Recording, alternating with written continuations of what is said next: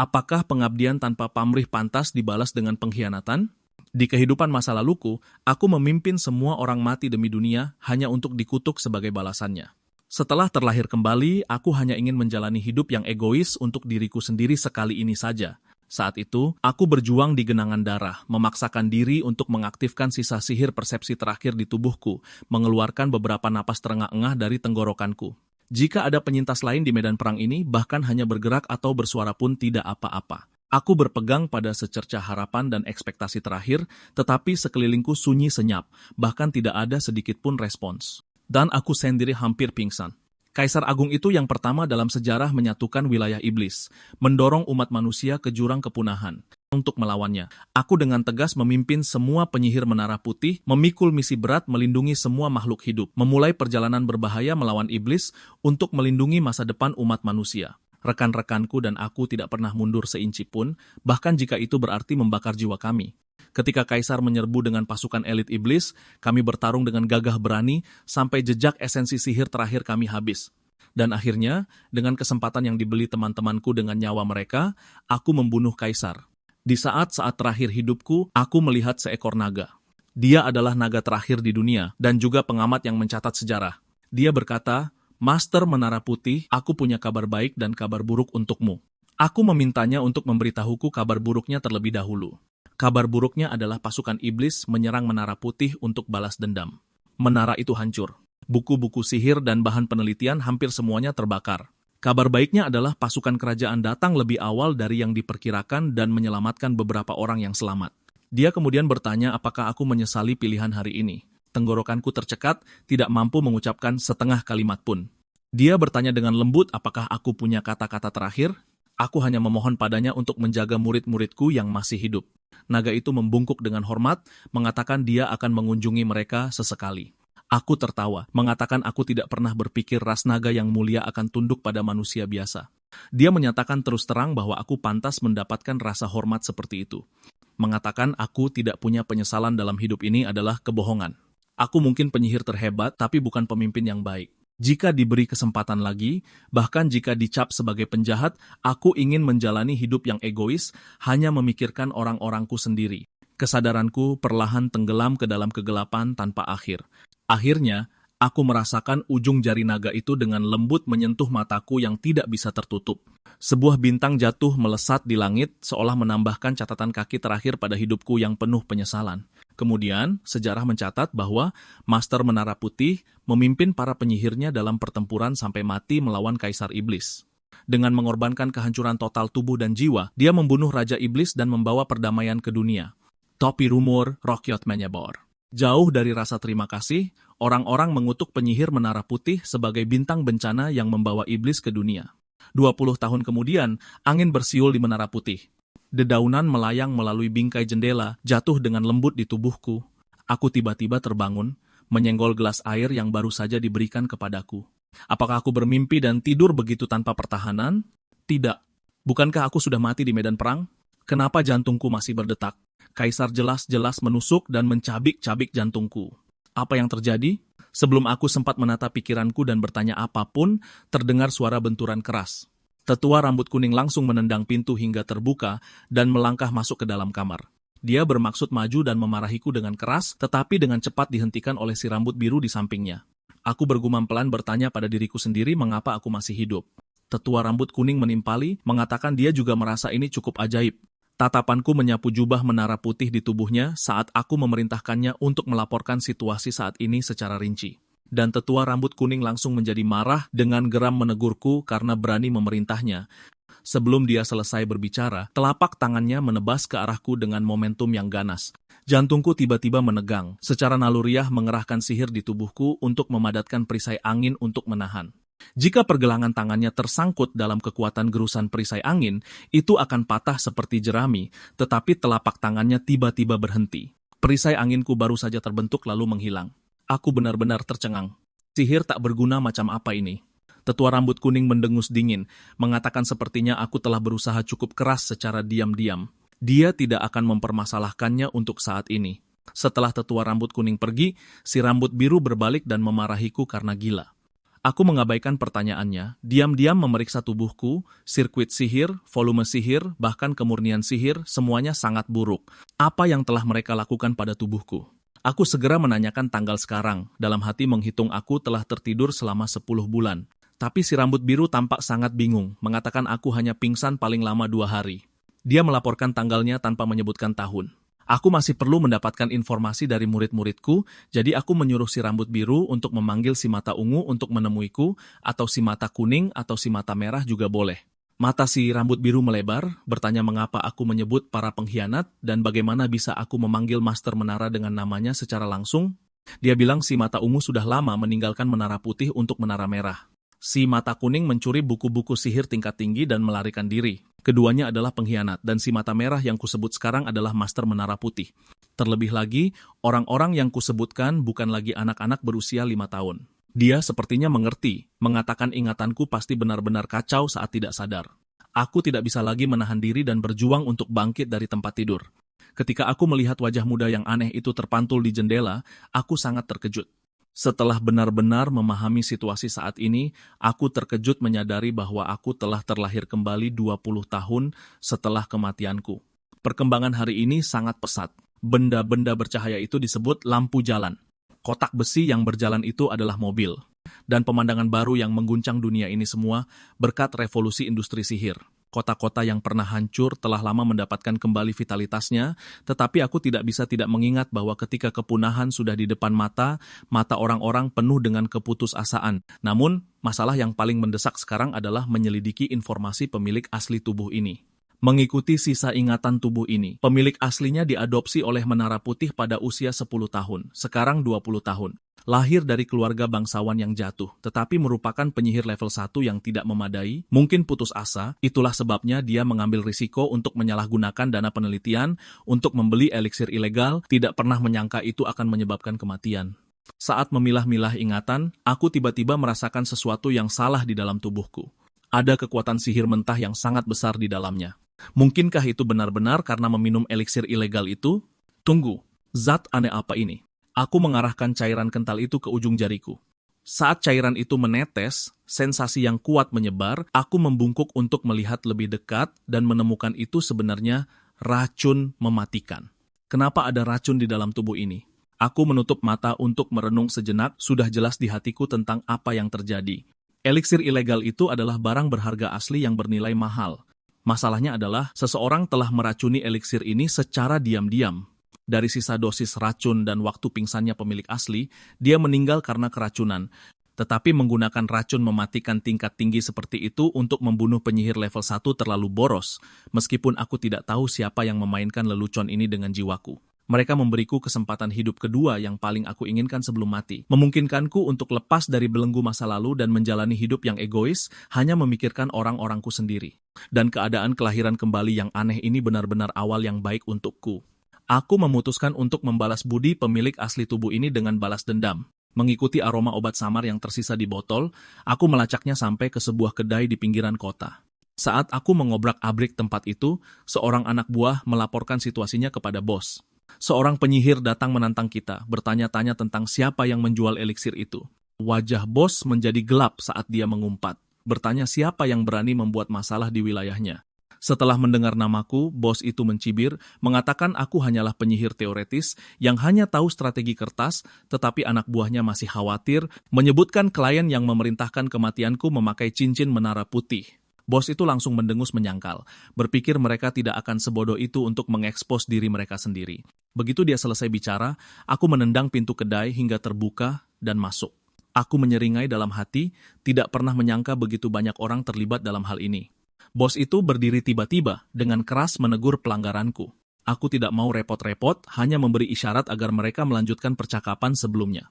Wajah bos itu membiru, mengatakan jika aku tidak mendengar, dia bisa melepaskanku, lalu memerintahkan anak buahnya untuk membungkamku. Anak buahnya segera menghunus pedang mereka dan menyerbuku. Sementara bos menunggu untuk menonton pertunjukan, tatapanku menjadi dingin. Karena mereka bergegas menuju kematian mereka, aku tidak perlu bersikap sopan. Aku meneriakkan bilah angin. Bilah angin yang ganas langsung melesat saat tubuh anak buah itu jatuh. Kepalanya juga menggelinding ke tanah. Melihat kepala yang menggelinding di tanah, hatiku goyah tanpa bisa dijelaskan. Dari semua kematian, harus pemenggalan kepala. Ini segera mengingatkanku pada kepala kaisar. Bos itu ketakutan setengah mati oleh pemandangan ini, dengan panik merogoh pistol dari dadanya, tangannya gemetar saat dia menarik pelatuknya. Peluru itu melesat ke arahku.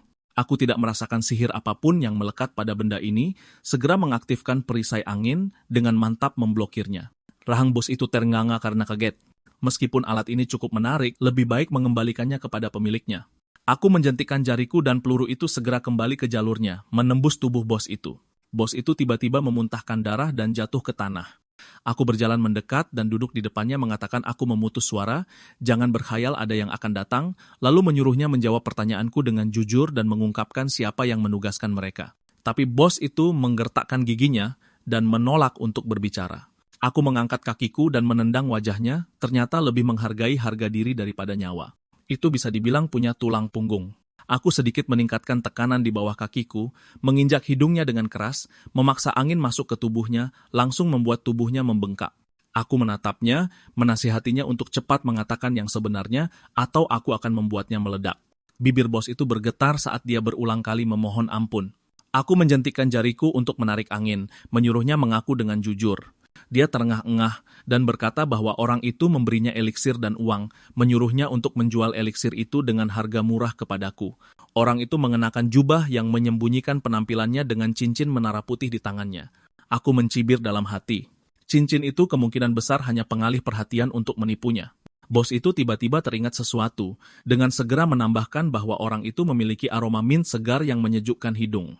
Tidak ada lagi yang diketahui. Aku mengangkat alis padanya, bertanya apakah dia tidak takut menanggung balas dendam Menara Putih setelah membunuhku. Matanya bergerak menghindar saat dia mengatakan situasi Menara Putih saat ini genting. Tanpa pikiran untuk peduli tentang hal-hal seperti itu, aku mendesaknya tentang situasi Menara Putih. Bos itu tampak kaget, aku tidak tahu. Aku menjelaskan tanpa ekspresi bahwa aku kehilangan ingatanku setelah meminum eliksir itu. Bos itu dengan cepat meminta maaf berulang kali, berjuang untuk bangkit dan mengambil materi yang relevan. Dia terhuyung-huyung mengeluarkan setumpuk kertas dan meletakkannya di atas meja, juga meletakkan uang komisi di sana. Aku mengambil materi itu, tatapanku langsung terkunci pada entry yang berkaitan dengan Menara Putih. Materi tersebut menyatakan bahwa setelah kematian Kaisar, Hari Libur Nasional Festival Malam Putih ditetapkan. Kaisar memberi Menara Putih pembebasan pajak selama 30 tahun untuk mengenang para penyihir hebat. Kebaikan yang luar biasa. Namun tahun lalu, Menara Putih masih menempati peringkat terakhir di antara semua menara dalam hal kinerja. Para ahli menunjukkan masalah terbesarnya adalah kurangnya sihir tingkat tinggi. Keluarga kerajaan menyatakan Festival Ksatria Putih tahun ini akan mengumumkan berita besar Menara Putih. Menara Putih yang kekurangan sihir tingkat tinggi membuatku bingung. Dulu untuk mencegah situasi ini, aku telah mempercayakan semua materi sihir tingkat tinggi kepada murid-murid terpercaya. Masalah ini perlu penyelidikan terpisah. Aku bertanya kepada bos tentang situasi terkini 4 menara utama. Bos itu dengan cepat menjawab. Menara Kuning Timur mengendalikan petir dan membuka era industri sihir besar, membantu banyak penemuan yang mengubah zaman seperti lampu jalan dan mobil. Menara Biru Selatan menangani bisnis air minum, dukungan pertanian, dan industri. Menara Merah Barat yang terletak di gurun yang panas bekerja sama dengan militer, memonopoli misi tempur seperti menaklukkan monster sihir. Aku mengerutkan kening, bertanya apa yang sedang dilakukan Menara Putih sekarang. Bos itu menjawab dengan jujur, Menara Putih menangani pengiriman. Aku langsung mengeluh, pengiriman? Bisnis konyol macam apa ini? Bos itu dengan cepat menjelaskan bahwa para pekerja pengiriman Menara Putih atau pelari angin bisa terbang di udara. Pengirimannya cepat dan aman. Aku tampak tercengang. Pelari angin. Gelar yang tidak masuk akal. Benar-benar memalukan. Aku berseru bahwa di masa lalu, penyihir Menara Putih membubung tinggi di langit, memanggil angin dan hujan di medan perang. Penampilan yang bebas dan gagah berani itu pernah dibandingkan dengan elang oleh dunia.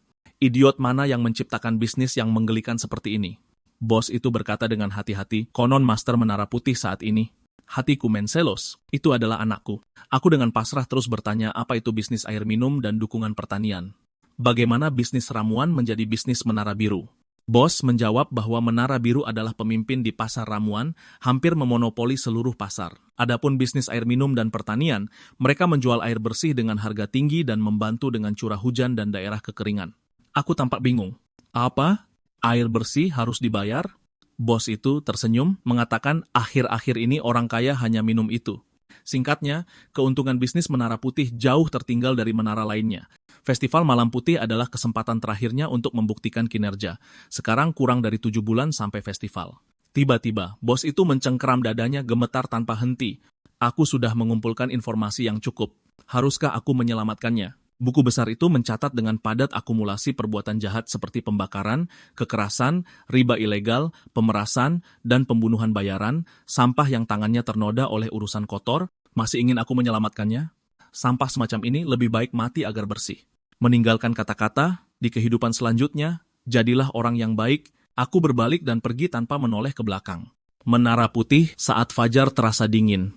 Aku mendorong pintu kamarku hingga terbuka, langkahku agak goyah. Aku pun mengeluh. Tubuh rusak macam apa ini? Baru memakai sihir dasar beberapa kali saja sudah lemas. Dengan kondisiku saat ini, apa aku tidak bisa menggunakan sihir itu?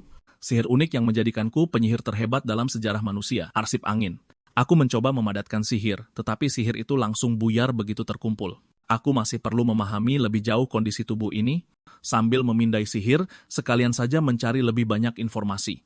Aku mengambil buku catatan di atas meja, membolak-balik catatan tentang pemilik asli tubuh ini. Pemilik aslinya adalah pewaris keluarga Earl, satu-satunya yang selamat dari kebakaran mansion. Dia pernah menjadi jenius yang dipuja seluruh negeri. Semua menara dan faksi berebut dengan sengit untuk mendapatkannya. Terlebih lagi, saat belajar di Akademi Sihir Kekaisaran, dia mendapat nilai sempurna di semua tes tertulis selama 6 tahun berturut-turut. Makalah yang dia terbitkan sendiri menunjukkan bakatnya yang luar biasa. Membaca ini, aku bertanya-tanya bagaimana bisa seorang jenius masih level 1 di usia 20 tahun. Saat itu aku melihat sebuah pengantar yang mengatakan jika dia tidak terkena sindrom kehilangan sihir, dia pasti akan menjadi penyihir top yang mewakili era ini. Jika begitu, masuk akal jika dia masih level 1. Meskipun dia memahami sihir lebih baik dari siapapun, dia sebenarnya tidak bisa menggunakannya. Tepat saat itu, pemindaian selesai. Aku mengulurkan tangan untuk memastikan hasilnya. Setelah memeriksa situasinya dengan saksama, pupil mataku berkontraksi tajam. Ini sama sekali bukan sindrom kehilangan sihir. Jelas, ada yang diam-diam menyabotasenya, mengikat sirkuit di tubuhnya. Sindrom kehilangan sihir, seperti namanya, adalah penyakit membandel yang menghambat sirkulasi dan akumulasi sihir normal. Biasanya, penyihir membangun sirkuit sihir di 20 sirkuit tubuh mereka, dan level mereka ditentukan oleh jumlah sirkuit yang berhasil dibangun. Namun begitu terkena penyakit ini, semua kondisi dasar ini menjadi tidak berlaku. Bahkan berlatih seumur hidup pun akan sulit menembus level 3. Tapi situasi pemilik asli tubuh ini berbeda. Sirkuit tubuhnya tidak kusut secara alami. Seseorang dengan sengaja mengikatnya menjadi simpul mati. Jika anak ini benar-benar jenius, dia pasti sudah lama menyadari bahwa dia tidak menderita sindrom kehilangan sihir. Aku berdiri dan berjalan ke rak buku untuk mencari. Jika dia meninggalkan buku harian, mungkin aku bisa menemukan petunjuk.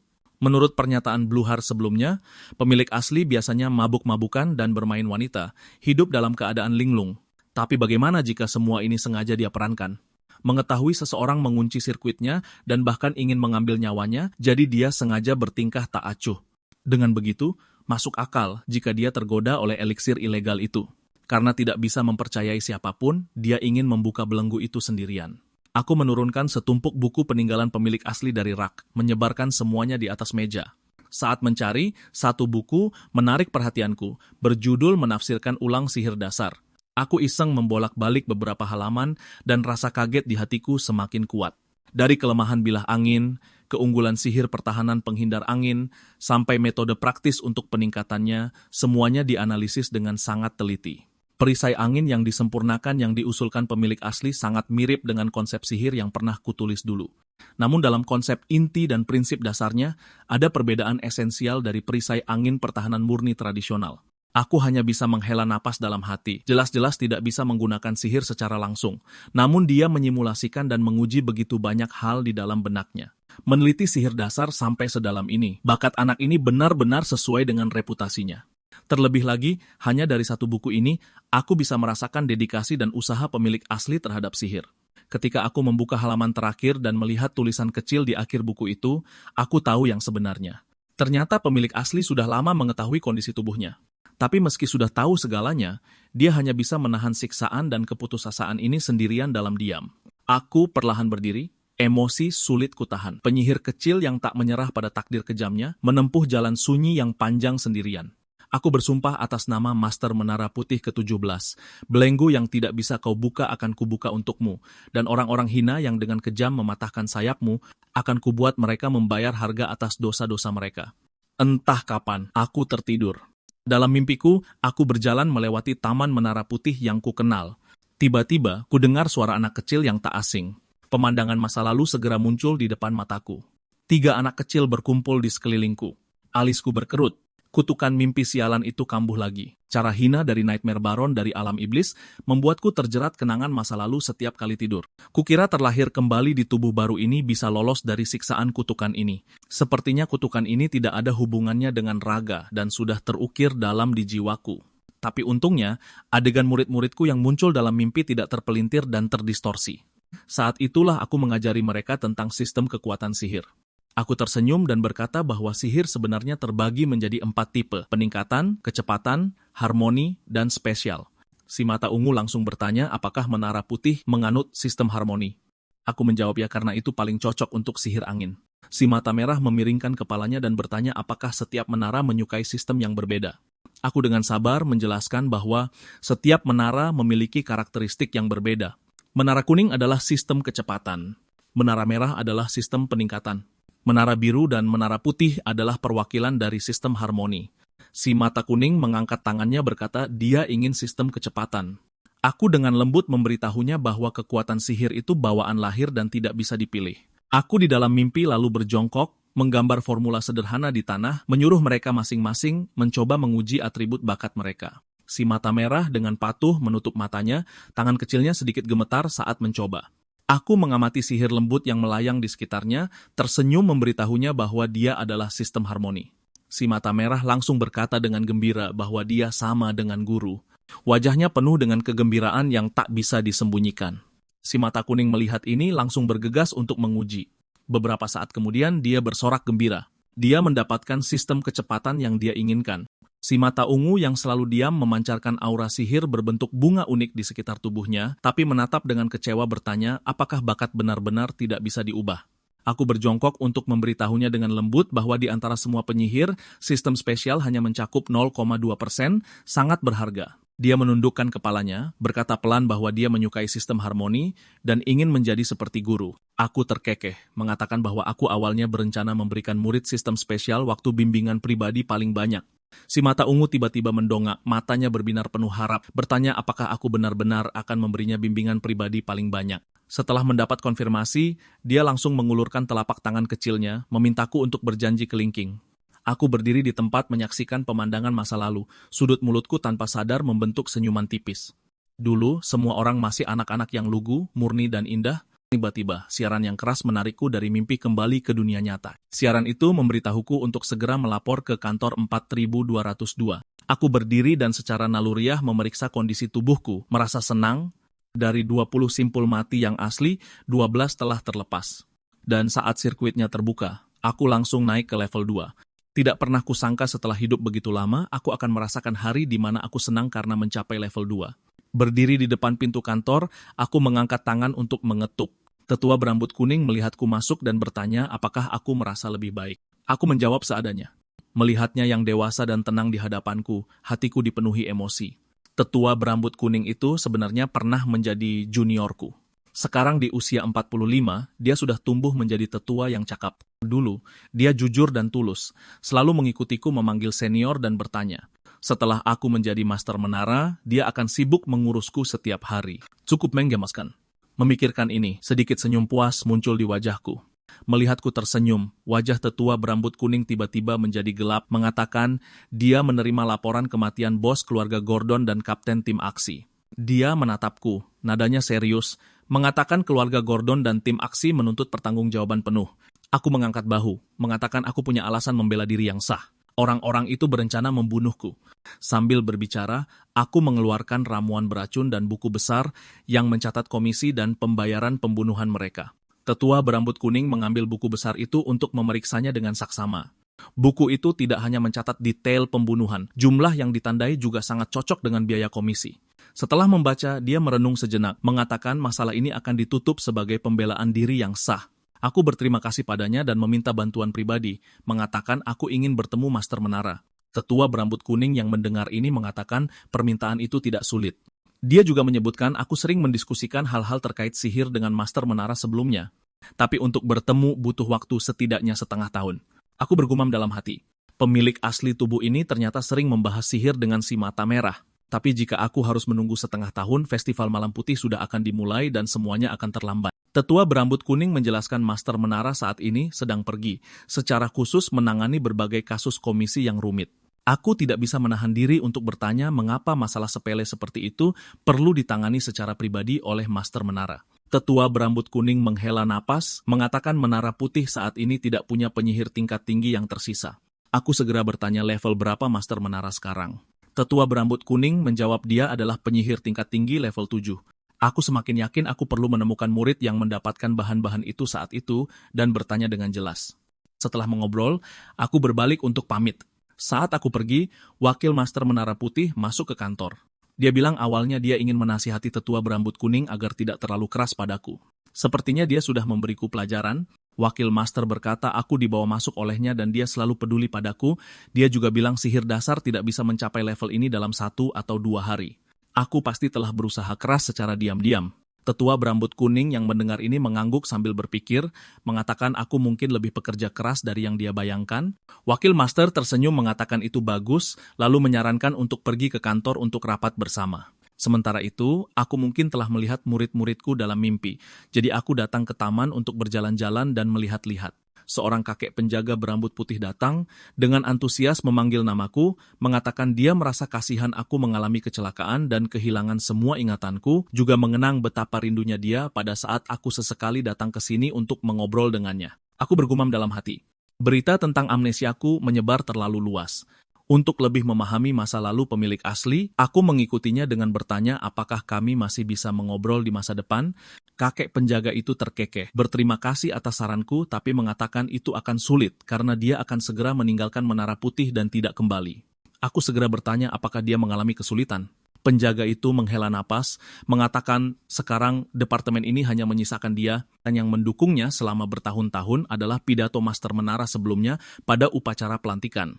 Master Menara itu berkata di menara ini, semua orang dibutuhkan, jadi hiduplah dengan bangga sebagai bagian dari Menara Putih. Dia bilang mungkin kedengarannya konyol, tapi sejak saat itu, dia benar-benar merasa menjadi bagian dari Menara Putih dan bekerja keras sampai sekarang. Aku dengan sungguh-sungguh mengatakan kepadanya, ini sama sekali tidak konyol.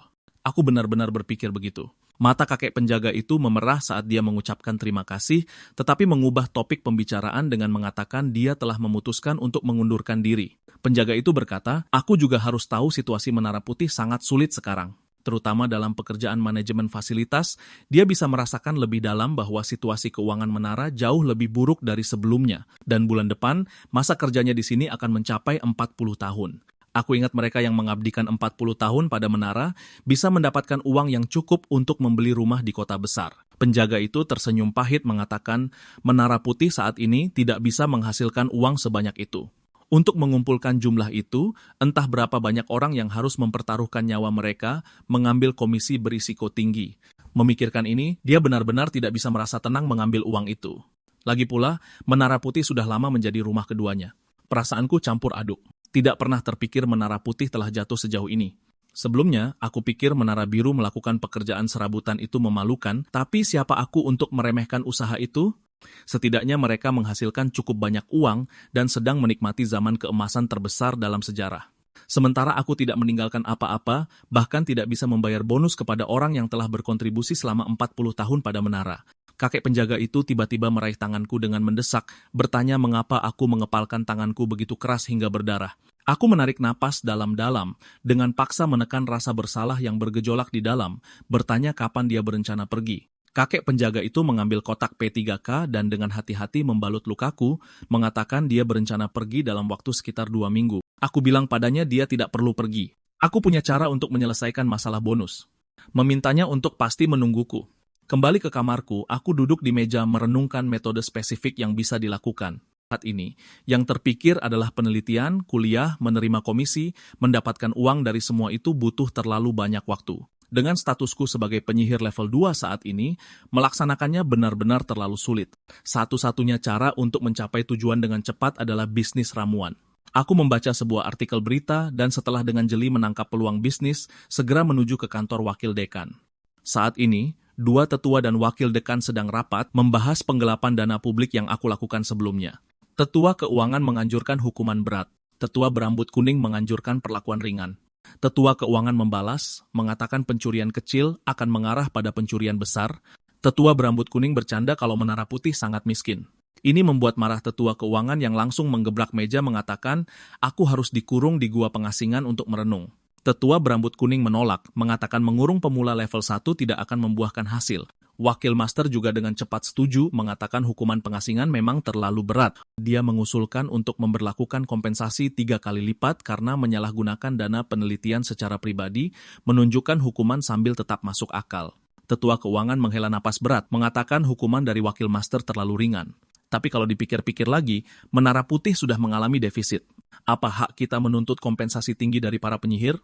Selain itu, setengah dari fasilitas menganggur dan hampir tidak ada sumber pendapatan. Bahkan menjual semua peralatan ruang pembuatan ramuan hanya bisa mengumpulkan biaya hidup untuk 3 bulan. Wakil master segera menentang dengan tegas, mengatakan kita sama sekali tidak boleh menjual peralatan untuk uang. Nadanya khidmat saat berkata, disinilah para penyihir berkumpul untuk menumbuhkan kebenaran baru. Kita tidak bisa menjual masa depan Menara Putih hanya untuk mengisi perut kita sekarang. Tetua keuangan mengejek, masa depan apa? Sudah menunggu 20 tahun. Tetua berambut kuning melihat ini, dengan tegas menghentikan pembicaraan negatifnya.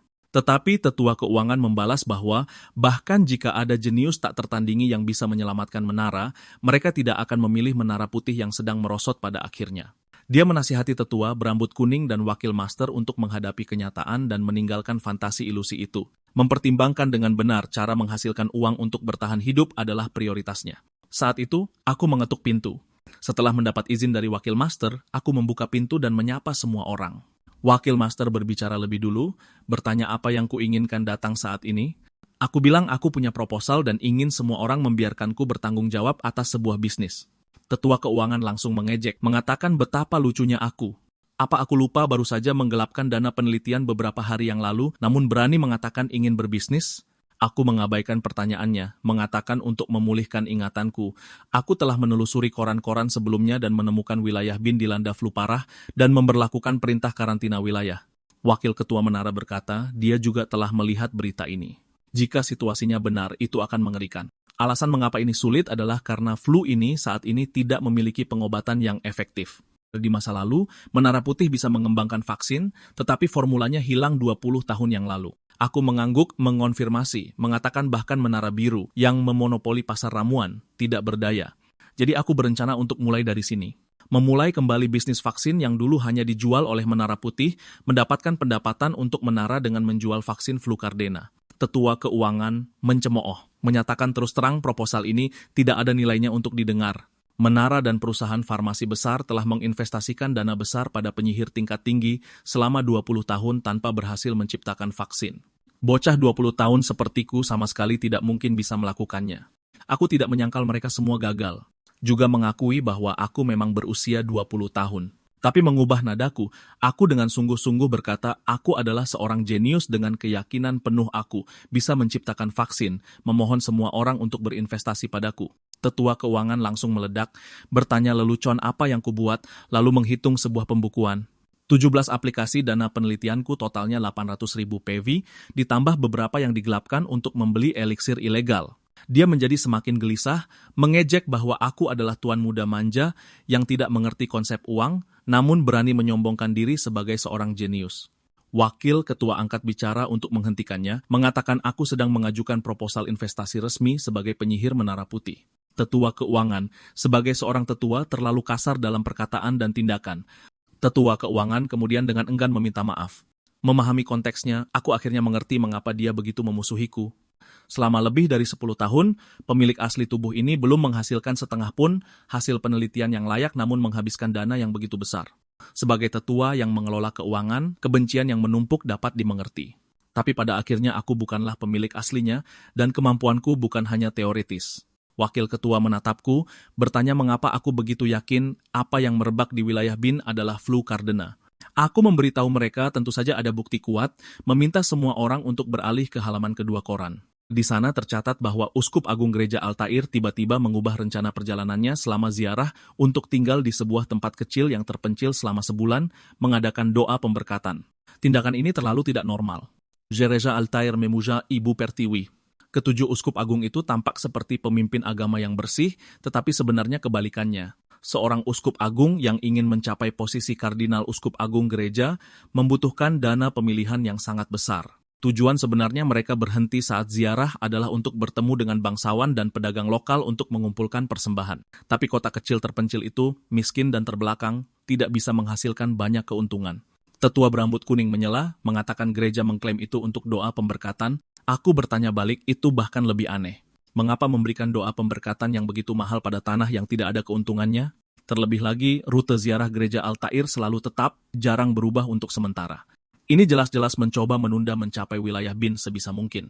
Kalian harus tahu, jika gereja mengalami kecelakaan atau bencana besar selama ziarah, itu akan dianggap sebagai membuat marah Ibu Pertiwi. Bagi seorang uskup agung yang dengan sepenuh hati ingin mencalonkan diri sebagai kardinal, ini sama saja dengan hukuman mati politik. Tetua berambut kuning langsung menyadarinya, mengatakan ini berarti uskup agung sudah tahu Binz dilanda flu Cardena, jadi sengaja menunda waktu. Tetua keuangan mengangguk, mengakui analisisku tepat sasaran layaknya penyihir teoritis papan atas, tetapi juga menekankan ini pada akhirnya hanyalah hipotesisku. Wakil ketua mengakui dia bisa memahami pernyataan dan keyakinanku, tapi sangat menyesal. Dia tidak bisa memberikan dukungan tingkat resmi. Lagi pula, jika dana khusus ini disetujui, penyihir lain akan kehilangan dana kegiatan mereka sepenuhnya. Meskipun begitu, dia menyatakan kesediaan untuk berinvestasi secara pribadi padaku. Tetua keuangan langsung cemas, hendak berbicara untuk mencegahnya, tetapi diinterupsi oleh wakil ketua yang mengangkat tangannya. Wakil ketua berkata dia hanya punya 30.000 pebi, bertanya apakah uang sekecil ini benar-benar bisa menciptakan vaksin. Aku berteriak dalam hati, terlalu sedikit, jauh dari rencana semula. Lalu aku langsung menuju ke ruang pembuatan ramuan. Melihat peralatan yang sudah lama tidak terpakai di dalam, aku dengan cepat memikirkan rencana B. Pertama, gunakan 30.000 pebi ini untuk membuat sampel vaksin, lalu bawa sampel itu untuk menemui uskup agung itu untuk mendapatkan pendanaan lanjutan. Siapapun yang paling cemas, kumpulkan uang dari mereka. Bagaimanapun, orang yang saat ini paling bermasalah dengan flu Cardena adalah dia. Baiklah, pertama, cari kembali perasaan saat mengembangkan ramuan waktu itu. Aku berkonsentrasi menangani bahan-bahan obat. Perasaan pengoperasian yang akrab dengan cepat kembali. Mereka bilang level itu sementara, tapi keahlian itu abadi. Kata-kata itu benar sekali. Aku juga dengan santai mencampur sebotol ramuan pemulih kelelahan. Langkah kaki tergesa-gesa mendekat. Blue Hare masuk membawa beberapa kantong besar bahan obat terengah-engah. Begitu masuk, dia bertanya apakah aku punya sesuatu untuk menghilangkan hausnya. Aku memberikan ramuan pemulih kelelahan yang baru saja kubuat. Blue Hare mengambil botol itu dan meminum semuanya, berseru rasanya enak dan bekerja dengan sangat baik. Aku memeriksa bahan-bahan yang dia beli. Kualitasnya sangat bagus. Blue Hare terlihat cukup bangga, mengatakan jika Menara Putih benar-benar bangkrut, dia akan kembali menjadi pedagang. Sebelum dia selesai berbicara, aku mengulurkan tangan dan menepuk kepalanya. Aku menjelaskan, aku bertindak tanpa berpikir, salahkan dia karena bicara omong kosong. Blue Hare menutupi kepalanya dan bergumam, mengatakan tetua keuangan mengirimnya untuk membantu, bertanya apa yang perlu kami lakukan sekarang, jadi tetua keuangan itu dingin di luar tapi hangat di dalam. Aku mengambil seikat bahan dan menyuruhnya untuk memindahkannya ke meja operasi terlebih dahulu. Buku harian pemilik asli tubuh ini membuatnya sangat jelas. Menara Putih penuh dengan anak-anak berbakat tapi bermasalah seperti sekrup yang longgar. Selama mereka bisa mendapatkan kembali semangat mereka, mereka pasti akan menjadi kekuatan penting bagi Menara. Blue Hare di depanku adalah salah satu dari anak-anak bermasalah ini. Karena dia penasaran dengan tanaman beracun ini, sebaiknya manfaatkan momen ini untuk menguji kemampuannya. Blue Hare meletakkan kantong bahan yang berat, mengerutkan kening sambil berkata anggrek sabuk hitam, bunga pohon gunung merah, jamur hantu, daun bunga air mata kabut. Ini semua adalah tanaman beracun berbahaya yang sulit ditangani. Menurut metode tradisional, kau harus merebus tanaman ini dalam air selama 12 jam untuk menghilangkan racunnya. Aku langsung menunjukkan bahwa selama proses perebusan, racun akan hilang bersama dengan komponen bermanfaat dalam bahan tersebut. Aku dengan santai bertanya pada Blue Hare apakah dia pernah mendengar tentang roti kukus negeri laut. Menggunakan alat pengukus untuk menghilangkan racun bisa memasak bahan sambil memaksimalkan pelestarian komponen efektif. Blue Hare berteriak gembira bahwa itu adalah metode yang hebat. Aku menjelaskan bahwa alat pengukus hanya melunakkan bahan ke kondisi di mana racun bisa dihilangkan. Detoksifikasi yang sebenarnya masih membutuhkan kami para penyihir untuk menyelesaikannya.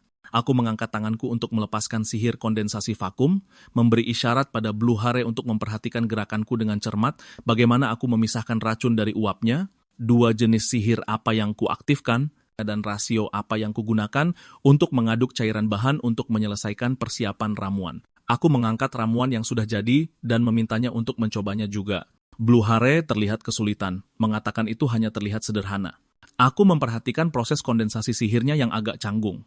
Mulai dari kondensasi vakum, kontrol sihirnya sedikit tidak stabil. Tidak lama kemudian, Blue Hare berhenti, mengakui dia tidak bisa mengendalikan dua jenis sihir secara bersamaan. Aku tersenyum sedikit, memberitahunya aku akan mengajarinya. Sebenarnya, begitu kau mengerti prinsipnya, itu tidak terlalu sulit. Aku menyuruhnya mencoba membayangkan membuat partisi di benaknya. Gunakan satu sihir di sebelah kiri, sihir lainnya di sebelah kanan. Blue Hare dengan ragu menutup matanya dan mencoba metode yang kujelaskan. Sesaat kemudian, dua kekuatan sihir yang berbeda muncul secara stabil di hadapannya. Aku mengangguk dan memberinya selamat karena memahami dual casting. Mendengarkan Blue Hare berkata, kenapa para senior tidak mengajarkan hal sesederhana ini? Aku berpikir dalam hati, banyak orang tidak mau dengan bebas mewariskan teknik yang susah payah mereka pahami kepada junior. Tapi di medan perang yang berlumuran darah saat itu, mustahil mempertahankan kebiasaan egois seperti itu. Untuk bertahan hidup, semua orang berbagi teknik rahasia setiap hari dan mendiskusikan taktik bersama. Yang paling dibutuhkan Menara Putih saat ini adalah model pendidikan aktif dan suasana pertukaran pengetahuan yang terbuka seperti ini. Menarik kembali pikiranku, aku memuji Blue Hare atas bakatnya, berhasil pada percobaan pertama. Blue Hare menggaruk kepalanya dengan malu, mengatakan aku menjelaskannya dengan jelas dan sederhana. Aku menunjuk ke bahan-bahan yang menumpuk di sudut, menyuruhnya untuk melanjutkan. Aku juga menyarankan sambil tersenyum untuk menggunakan alat kukus besar untuk mengukus semuanya sekaligus. Efisiensinya akan meningkat pesat. Beberapa jam kemudian, Blue Hare mengeluh dia hampir kelelahan. Aku sedang serius menghitung botol-botol ramuan yang tersusun rapi di atas meja. Tepat pada saat itu, tetua rambut kuning bergegas masuk dengan panik, mengatakan sesuatu yang besar telah terjadi. Menara Biru dan perusahaan farmasi sudah bertemu dengan Uskup Agung. Tetua rambut kuning tampak khawatir, takut mereka akan menandatangani kontrak pengobatan dengan Uskup Agung terlebih dahulu. Blue Hare langsung panik, berteriak mendesak bahwa semua obat yang kita buat akan sia-sia kalau begitu. Tetua rambut kuning menghela napas, menepuk bahu Blue Hare untuk menghiburnya. Tapi aku menggelengkan kepala, tatapanku penuh tekad saat aku berkata ini belum berakhir. Flu Cardena diklasifikasikan sebagai bencana berbahaya kelas B. Dan karena itu, masih ada satu metode yang patut dicoba. Adegan beralih ke sebuah rumah mewah. Uskup Agung duduk di kursi utama, dengan khidmat memberi isyarat kepada para pelayan untuk membawa masuk para tamu. Bawahan Menara Biru dan Direktur Perusahaan Farmasi masuk berdampingan, dengan hormat menyapa Uskup Agung. Setelah pelayan mempersilakan mereka berdua duduk, dia pun pergi. Uskup Agung langsung ke intinya, menanyakan kemajuan pembuatan obat flu. Bawahan Menara Biru berkata dengan percaya diri bahwa semuanya berjalan lancar. Wajah Uskup Agung menunjukkan kesenangan saat bertanya kapan itu bisa diselesaikan. Bawahan Menara Biru menambahkan bahwa setelah lolos eksperimen dan mendapat persetujuan dari Badan Pengawas Obat dan Makanan Kekaisaran, mereka bisa memproduksi secara massal. Tapi uji klinis tidak bisa selesai dalam 1 atau 2 hari. Ekspresi Uskup Agung sedikit berubah, mengatakan dia tidak punya banyak waktu untuk menunggu. Bawahan Menara Biru dengan cepat berjanji untuk menyelesaikan semua proses persetujuan sesegera mungkin. Tepat pada saat itu, pelayan mengetuk lagi, mengatakan ada tamu lain yang meminta audiensi. Uskup Agung mengerutkan kening, bertanya mengapa tidak ada yang memberitahu sebelumnya bahwa ada pengunjung lain. Bawahan Menara Biru dan sang direktur saling bertukar pandang dengan bingung. Aku langsung mendorong pintu hingga terbuka, mengangguk menyapa semua orang yang hadir, lalu memperkenalkan diri secara singkat, menyatakan aku datang untuk memberitahu kabar baik yang penting. Uskup Agung terdiam sejenak, bertanya kabar baik apa yang dimiliki Menara Putih. Aku berkata aku datang untuk menjual obat flu Cardena. Uskup Agung tersenyum, mengatakan waktunya cukup kebetulan.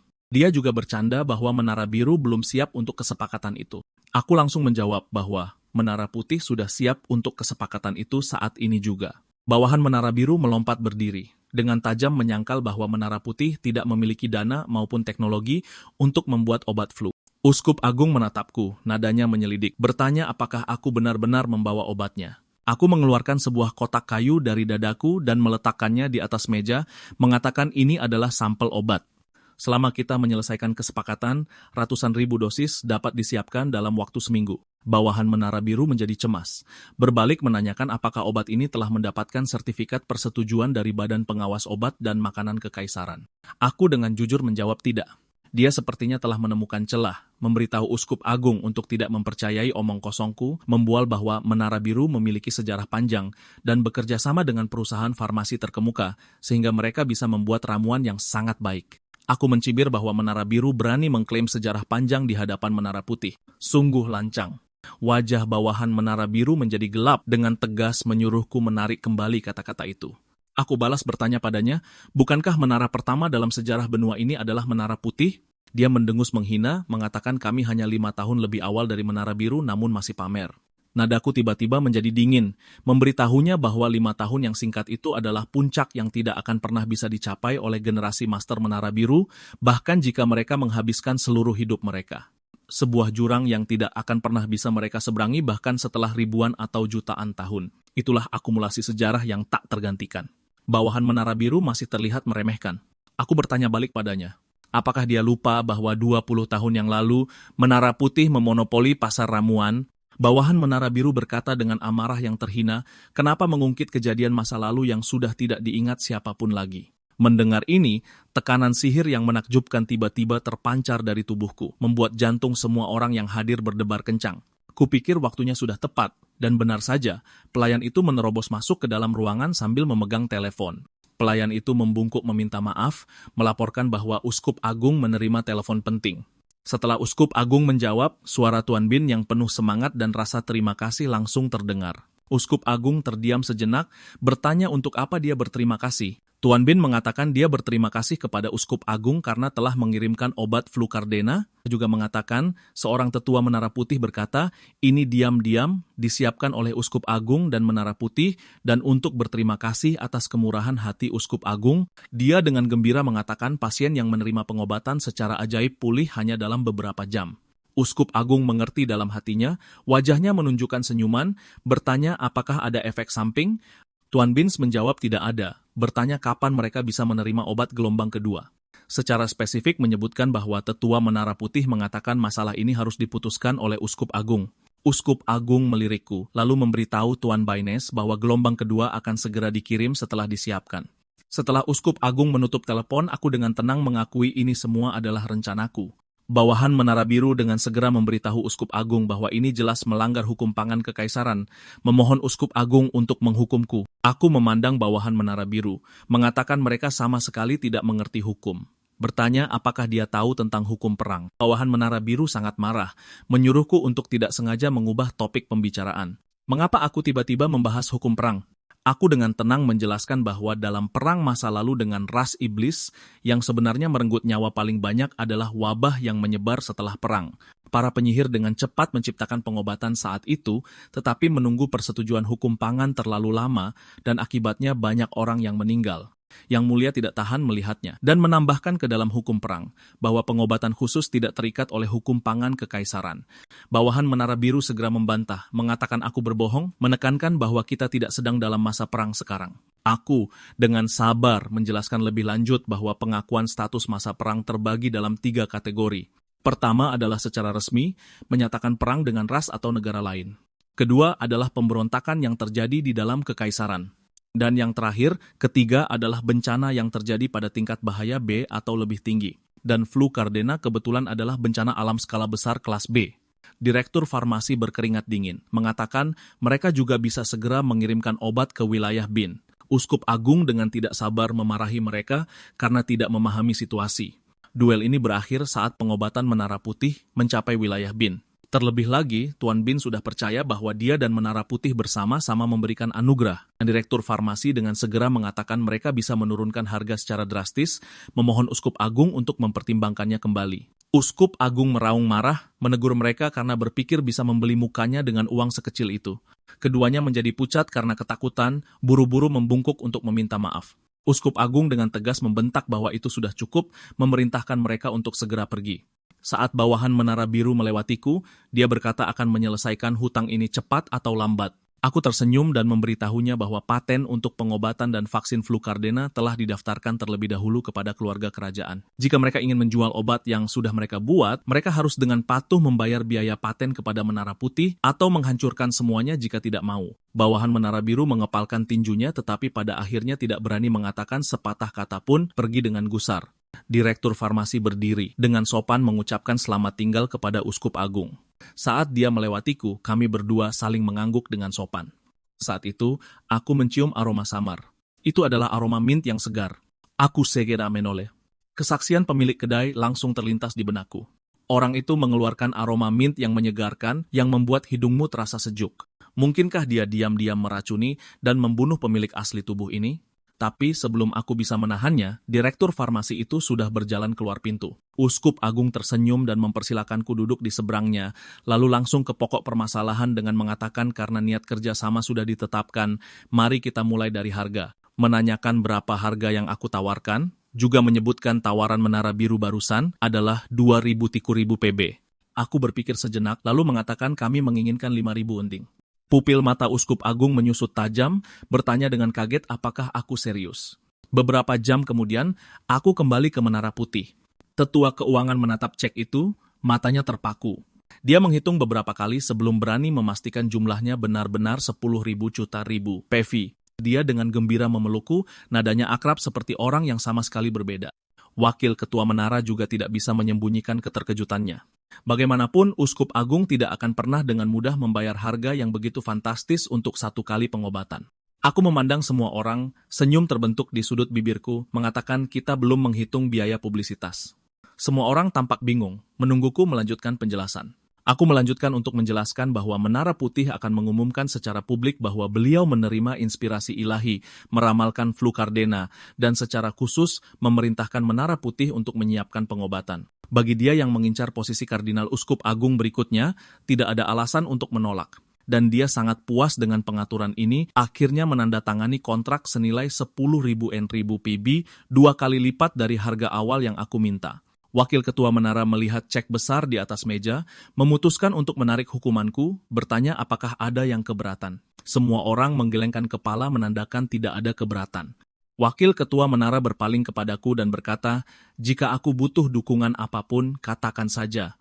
Aku bilang kita perlu merekrut penyihir level 4 atau lebih. Semakin banyak, semakin baik. Wakil ketua menara segera memutuskan untuk melakukan rekrutmen publik denganku yang bertanggung jawab memilih peserta, juga meminta tetua keuangan segera memasang informasi rekrutmen di dalam menara. Dia juga menambahkan syarat rekrutmen. Ruang pembuatan ramuan akan memberikan upah harian yang besar kepada peserta dan menyediakan 3 kali makan dengan daging setiap hari. Syarat yang begitu menggiurkan langsung menarik banyak penyihir untuk datang. Aku bertepuk tangan, ingin semua orang diam, tetapi suasana tetap bising. Tidak ada yang mau mendengarkan. Ujung jariku bergerak sedikit, merapal mantra keheningan. Seketika, keributan di ruang pembuatan berhenti tiba-tiba. Aku memberitahu semua orang bahwa hari ini aku mengumpulkan mereka untuk memproduksi masal vaksin dan pengobatan Cardena dan membutuhkan bantuan para senior. Bisik-bisik segera menyebar di antara kerumunan. Beberapa terkejut perekrutnya adalah aku, si jenius yang terkenal bermasalah. Beberapa bertanya-tanya apa yang bisa membuatku merendahkan diri. Yang lain mempertanyakan bagaimana aku bisa mengerti farmasi, curiga aku sedang menjalankan penipuan lain, mengatakan aku telah menyia-nyiakan begitu banyak dana penelitian sebelumnya, dan sekarang tiba-tiba ingin melakukan pekerjaan nyata, mereka tidak percaya. Aku menoleh ke si rambut biru di sampingku, bertanya pelan apakah orang-orang itu tampaknya sangat tidak menyukaiku. Si rambut biru menggaruk kepalanya dan dengan jujur berkata, kau dulu sombong dan menyebalkan, menghamburkan anggaran penelitian menara tanpa menghasilkan hasil yang layak, hanya minum-minum sepanjang hari. Meskipun kau tampaknya bekerja keras secara diam-diam, kesan semua orang sudah terlanjur terbentuk. Saat itu, seorang wanita cantik berambut pirang keluar dari kerumunan mengatakan formula farmasi Menara Putih telah hilang 20 tahun yang lalu. Aku menjawab bahwa aku telah berhasil memulihkan formula tersebut. Semua orang langsung heboh berdiskusi, mengatakan aku telah menelan begitu banyak dana penelitian dan ternyata benar-benar menghasilkan sesuatu. Wanita cantik berambut pirang itu terus bertanya, apakah efek pengobatannya sudah diverifikasi? Aku menjawab bahwa gelombang pertama pengobatan sudah menunjukkan efek di wilayah Bin, dan kami telah menyelesaikan kontrak dengan gereja Altair. Tatapan wanita cantik berambut pirang itu menajam, mengatakan dengan begitu formula ini pasti tak ternilai harganya, mempertanyakan bagaimana aku berani berbagi teknologi berharga seperti itu dengan mereka. Aku menatap lurus ke matanya, nadaku tenang, mengatakan aku tidak mengerti mengapa para senior masih tinggal di Menara Putih. Wanita cantik berambut pirang itu sangat tidak senang setelah mendengar ini, menganggap sikapku buruk. Dia berbalik untuk pergi sambil berkata bahwa meskipun dia tidak tahu apa motif tersembunyi, si jenius hebat ini mengatakan hal-hal seperti itu, tidak ada seorang pun di sini yang mau mendengar omong kosong seperti itu. Aku mengubah nadaku, mengatakan aku tahu apa yang telah para senior korbankan untuk Menara Putih. Mendengar ini, langkah wanita cantik berambut pirang itu terhenti saat dia perlahan berbalik. Aku memanggil nama semua orang satu persatu. Wanita cantik berambut pirang itu adalah penyihir level 5 yang karena bakat farmasi dan kepemimpinan yang unik direkrut oleh Menara Merah dan beberapa perusahaan ternama sebanyak 7 kali, semuanya ditolak. Penyihir level 5 lainnya, mahir dalam seni bela diri sihir bersertifikat kerajaan, diundang menjadi penyihir eksklusif istana kerajaan, tetapi akhirnya menolak proposal ini. Penyihir level 5 lainnya, Akademi Sihir Kekaisaran telah menawarkan posisi instruktur di semua cabangnya sebanyak 4 kali, semuanya ditolak mentah-mentah olehnya. Dan seorang penyihir level 4, Menara Kuning, berulang kali mencoba merekrutnya karena alkimia kreatifnya, tetapi akhirnya gagal. Aku melihat sekeliling ruangan dan berkata, selain para senior yang disebutkan namanya, semua orang yang hadir pasti telah menerima undangan yang sama murah hatinya. Jika aku yang menghadapi kondisi semenarik itu, aku mungkin sudah tidak bisa menolaknya sejak lama, tetapi para senior tidak pernah pergi. Sekarang Menara Putih sedang menghadapi musim dingin terberatnya. Dalam situasi di mana kami bahkan tidak bisa membayar bonus karyawan, meskipun kalian semua bisa pergi ke tempat yang lebih hangat dan lebih kaya, kalian tetap memilih untuk tinggal di cuaca yang sangat dingin ini. Jika aku bahkan tidak bisa mempercayai orang-orang setulus kalian, lalu siapa yang bisa aku percaya? Aku berkata dengan pura-pura tak berdaya bahwa jika para senior tidak mau membantu, benar-benar tidak ada cara lain. Hanya aku dan si rambut biru, 2 pemula sihir, yang bisa mengertakkan gigi dan mati-matian mempercepat produksi. Setelah berbicara, aku memanggil si rambut biru dan berbalik berjalan ke laboratorium. Wanita cantik berambut pirang itu juga ikut masuk, bertanya apakah kita harus memakai kacamata pelindung dulu. Ketika aku melihat ke atas lagi, semua senior sudah datang ke laboratorium. Aku melihat semua orang dan menambahkan, biar ku jelaskan di awal. Menu hari ini bukan daging babi. Tepat saat ekspresi kecewa muncul di wajah semua orang, aku langsung berkata itu daging sapi dan suasana langsung meledak dalam sorak-sorai.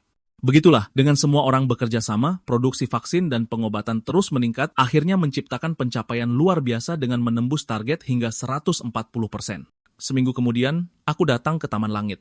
Melihat kelopak bunga yang tertata di tanah, pasti ditinggalkan oleh kakek penjaga, aku berpikir harus memberinya salam yang pantas lain kali saat bertemu dengannya.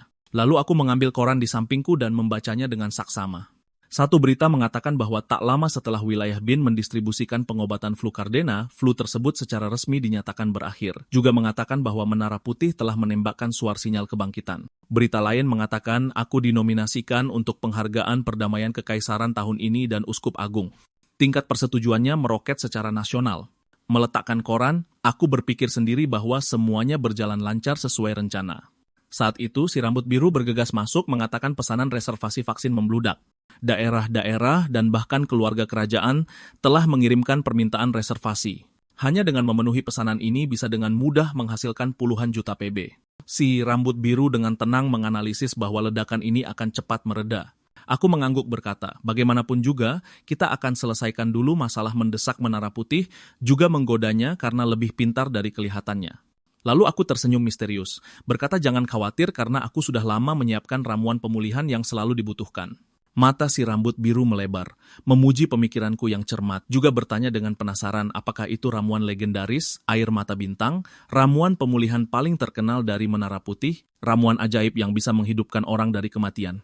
Sekali ada di pasaran, itu pasti akan memicu persaingan gila dari semua kekuatan. Bahkan jika kita bisa membuatnya sekarang, metode pembuatannya akan direbut oleh kekuatan-kekuatan seperti hiena itu. Kali ini, kita aman hanya karena Uskup Agung bertindak sebagai perisai kita. Kita perlu memperkuat kekuatan Menara Putih sendiri terlebih dahulu sebelum mempertimbangkan untuk merilis ramuan tingkat lebih tinggi. Mengambil kesempatan ini, aku meminta si rambut biru untuk membeli sejumlah bahan, tetapi si rambut biru mengeluh bahwa ramuan di daftar itu sulit ditemukan. Aku terkejut, ini semua adalah barang khas yang sangat umum. Tetapi si rambut biru tanpa daya mengatakan ladang herbal yang bersangkutan telah lama benar-benar ditinggalkan karena kurangnya perawatan. Aku segera membawa si rambut biru ke kereta yang langsung menuju ke padang belantara di pinggiran kota. Tiba di tujuan, si rambut biru mengeluh apakah aku sakit, bersikeras mendaki ke tempat yang bahkan tidak bisa dimasuki kereta. Aku menyeka keringat dari dahiku dan menyuruhnya bertahan sedikit lebih lama, mengatakan jika kita berjalan 10 mil lagi, kita seharusnya sampai di lokasi ladang herbal tua. Si rambut biru tampak bingung bertanya, mengapa aku menggunakan satuan yang sudah dihapus 18 tahun yang lalu. Dia menatapku dari atas ke bawah, mengatakan aku bertingkah aneh sejak tadi. Setelah perang berakhir, kekaisaran telah lama menyatukan penggunaan meter. Bahkan satuan berat pon diubah menjadi gram. Sepertinya aku terlalu banyak melihat teks kuno saat memulihkan formula dan salah mencampur unitnya. Saat itu, kami tiba di sebuah pondok kayu. Si rambut biru dengan sopan mengetuk pintu. Seorang lelaki tua berambut putih membuka pintu. Tatapannya menyapu kami berdua. Tiba-tiba Garderu Mezin. Beberapa mobil kecil melaju di jalan pegunungan yang terjal. Setelah mobil berhenti, pengusaha yang memimpin mencondongkan tubuh keluar. Dengan keras bertanya pada lelaki tua itu, apakah dia berencana menjual tanahnya hari ini. Wajah lelaki tua itu menjadi gelap saat dia melangkah keluar pintu, dengan tegas menyatakan dia sama sekali tidak akan menjualnya. Pengusaha itu mencibir, menyuruh lelaki tua itu untuk berhenti keras kepala. Kompensasi yang dia tawarkan 10 kali lebih banyak dari tanah lain. Bawahannya juga ikut menimpali, mengatakan lelaki tua itu harus tahu kapan harus berhenti jual mahal atau dia akan membuat orang kesal. Lelaki tua itu menatap mereka dengan marah, mengatakan ini lelucon. Selama dia masih bernapas, dia sama sekali tidak akan pernah mengizinkan pabrik dibangun di sini. Pengusaha itu tidak peduli, mengatakan jika lelaki tua itu mati suatu hari nanti, tanah itu tetap tidak akan ada yang mengurus, menasihatinya untuk menjual dan menikmati masa tuanya dengan uang itu. Begitu pabrik-pabrik mengelilingi area itu, nilai tanah akan anjlok. Lelaki tua itu balas membentak bahwa bahkan jika dia sudah tiada, pengusaha itu bisa lupakan saja untuk membeli tanah ini. Ekspresi pengusaha itu menjadi jelek setelah mendengar ini. Dia mendengus dingin dan memerintahkan bawahannya untuk mundur. Sebelum pergi, pengusaha itu sepertinya tiba-tiba teringat sesuatu, berkata, "Oh, benar. Dalam perjalanan ke sini, sepertinya aku menginjak cukup banyak tanaman herbal." Dia mengeluarkan segepok uang tunai dari dadanya, dengan santai melemparkannya ke tanah. Pengusaha itu berkata ini adalah kompensasi untuk tanaman herbal itu, lalu masuk ke mobil dan pergi. Di dalam mobil, pengusaha itu bertanya-tanya dengan curiga, mengapa seorang penyihir menara putih muncul di sini. Seorang bawahan dengan cepat memberinya koran, menebak mereka datang untuk tanaman herbal. Juga menyebutkan bahwa menara putih mendapat banyak uang kali ini dengan vaksin itu. Setelah pengusaha itu melihat isinya, dia langsung marah besar, memaki bawahannya sebagai bajingan, mempertanyakan mengapa dia baru mengatakannya sekarang. Dia khawatir lelaki tua itu akan menjadikan menara putih sebagai pendukungnya. Dengan begitu, dia bisa bertahan beberapa tahun lagi menolak untuk menjual, dan dia sendiri bahkan tidak bisa membayar pinjaman bank. Kilatan kejam muncul di mata pengusaha itu, mengatakan dia telah menghubungi kelompok tentara bayaran sebelumnya untuk menugaskan mereka bertindak malam ini. Bawahannya, dengan ragu-ragu mengingatkan bahwa lelaki tua itu adalah subjek perlindungan warisan budaya yang ditunjuk negara. Tapi pengusaha itu memotongnya, mengatakan dia punya koneksi. Bunuh lelaki tua itu dan selesaikan sebagai kasus orang hilang, lalu dapatkan tanah tak bertuan itu dengan murah. Bawahannya masih khawatir. Bagaimana jika penyihir menara putih terus menjaga ladang herbal itu? Keempat menara besar akan sulit untuk diselesaikan. Tapi pengusaha itu mencibir dengan jijik, mengatakan bunuh siapa saja yang menghalangi. Juga mengejek bahwa menara putih sudah lama tamat.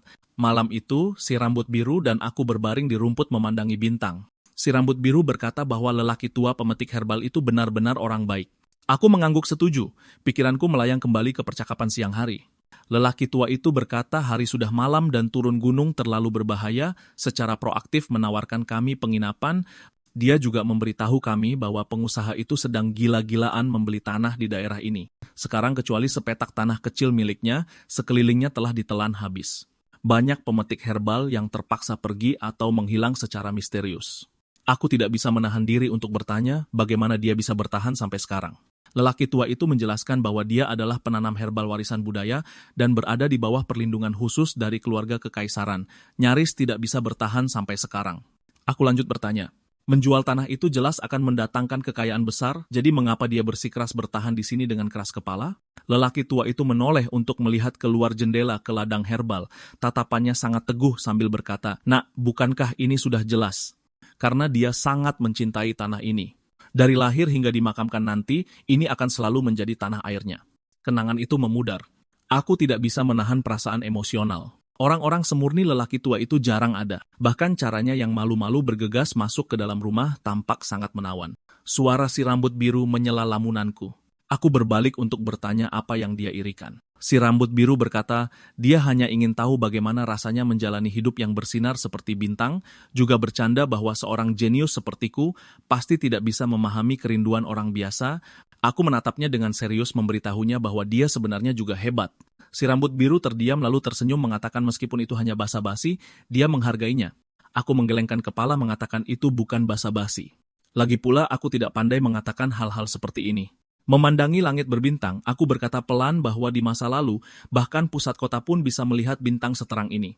Si rambut biru mengeluh tentangku, mengatakan masa lalu yang kubicarakan itu sudah berapa lama. Dia mengingatkanku bahwa aku bahkan lebih muda darinya. Aku tersenyum sedikit, tidak menanggapi lebih jauh.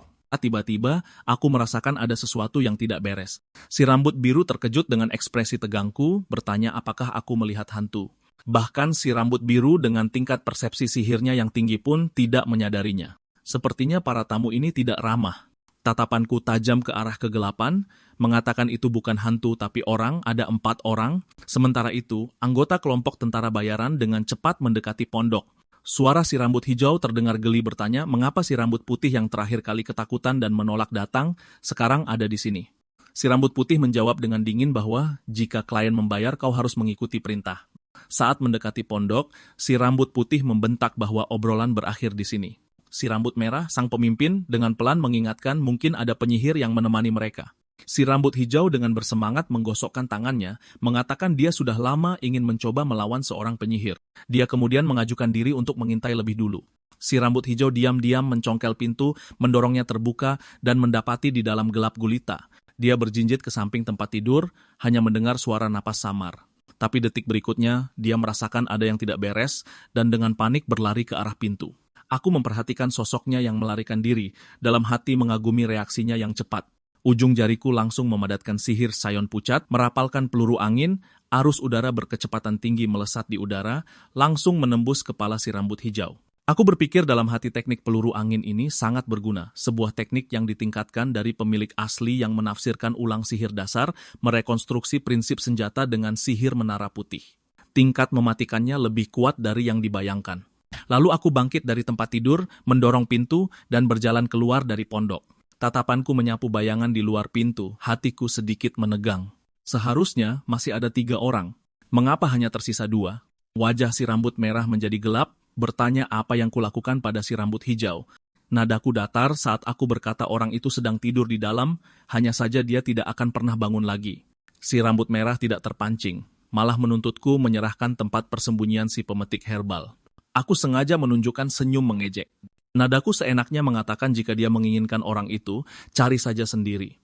Ini benar-benar membuat si rambut merah marah besar. Dia dengan tegas memerintahkan si rambut putih untuk membunuhku. Si rambut putih menghunus pedangnya dan menebasku, bilahnya membawa angin kencang, tapi terhalang oleh penghalang tak kasat mata 1 meter dari tubuhku. Tidak peduli seberapa keras dia mencoba, dia tidak bisa menembusnya sedikit pun. Aku menjejak tanah, tubuhku melesat keluar dari penghalang seperti anak panah untuk berpindah tempat. Kilatan keterkejutan melintas di mata si rambut putih, jelas tidak menyangka kecepatanku secepat ini. Dia segera membalik gagang pedangnya, mengayunkan senjatanya yang berbentuk aneh, menyerang semua titik vitalku, mengklaim ini adalah akhir hidupku. Aku memadatkan beberapa peluru angin di ujung jariku. Dengan suara udara yang terkoyak, peluru itu melesat lurus ke arah jantung si rambut putih. Dia buru-buru menyilangkan senjatanya untuk menangkis. Dengan suara dentingan yang nyaring, pedangnya terpental. Pakaian di dadanya terkoyak oleh aliran udara, memperlihatkan luka berdarah yang dalam. Tepat saat aku hendak mengeluh, kekuatannya lebih membosankan dari yang kuduga. Tiba-tiba, rasa krisis yang mematikan melanda. Aku secara naluriah berguling ke samping, nyaris tidak menghindari bayangan hitam yang mendesing.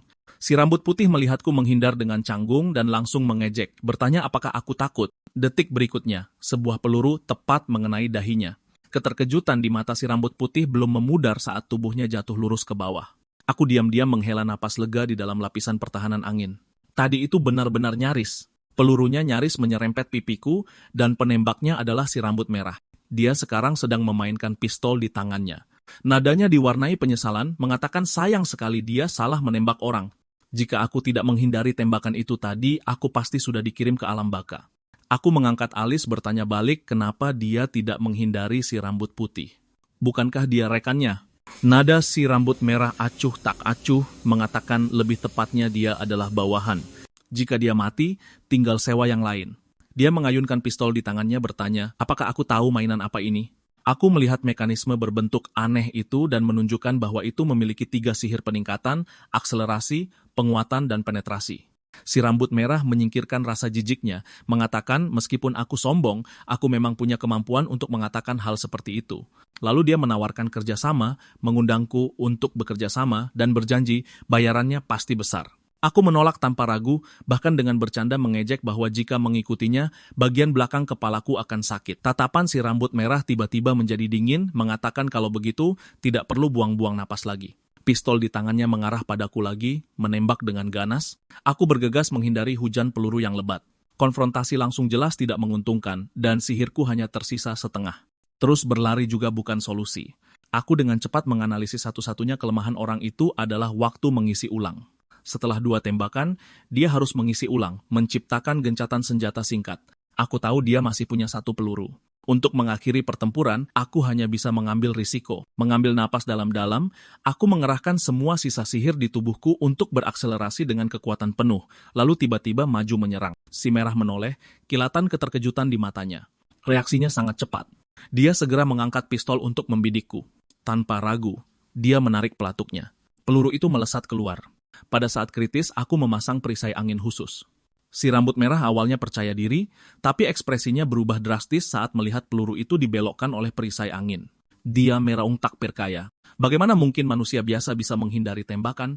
Aku tidak memberinya banyak waktu untuk bereaksi. Ujung jariku dengan cepat memadatkan sihir, memanfaatkan kelengahannya untuk mendekat dengan ganas. Si rambut merah buru-buru menundukkan kepala untuk mengisi ulang. Tepat saat dia selesai mengisi peluru baru, peluru anginku yang telah dipadatkan sepenuhnya sudah melesat, menembus dahinya dengan tepat dan akurat. Si rambut merah mati dengan wajah penuh keengganan dan keterkejutan. Melihat mayat si rambut merah yang jatuh, aku membungkuk untuk mengambil pistol yang jatuh ke tanah. Senjata ini pantas dipuji. Senjata ini cukup menyulitkanku. Jika aku tidak menerapkan sihir, pengurangan gesekan dan peningkatan daya tahan pada perisai angin sebelumnya, membuat permukaan perisai menjadi lembut dan bagian dalamnya keras, yang terbaring di tanah sekarang mungkin adalah aku. Setelah kembali ke Menara Putih, aku harus meneliti secara menyeluruh tindakan balasan untuk sihir bersenjata terbaru. Prioritas mendesak sekarang adalah segera mencapai Blue Hare dan lelaki tua itu. Aku diam-diam berdoa dalam hati agar mereka tidak ditangkap oleh orang keempat. Namun, Blue Hare dan lelaki tua di hutan itu tetap ditemukan oleh pembunuh bayaran Black Hare. Blue Hare melindungi lelaki tua itu di belakangnya, dengan nada tegas menyuruhnya pergi duluan. Blue Hare menepuk dadanya mengatakan kemampuannya tidak lemah.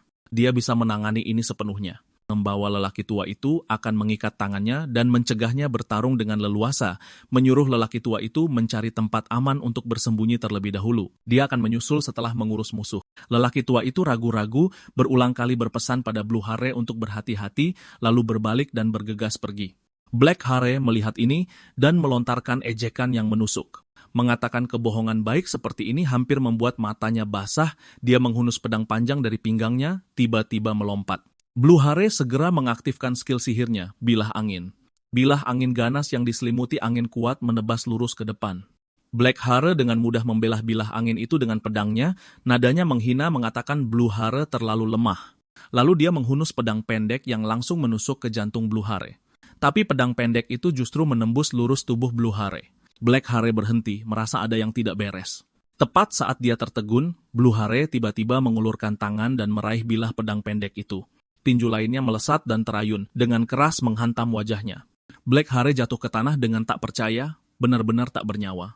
Blue Hare menarik tinjunya, dengan nada datar berkata, "Maaf, aku punya konstitusi khusus."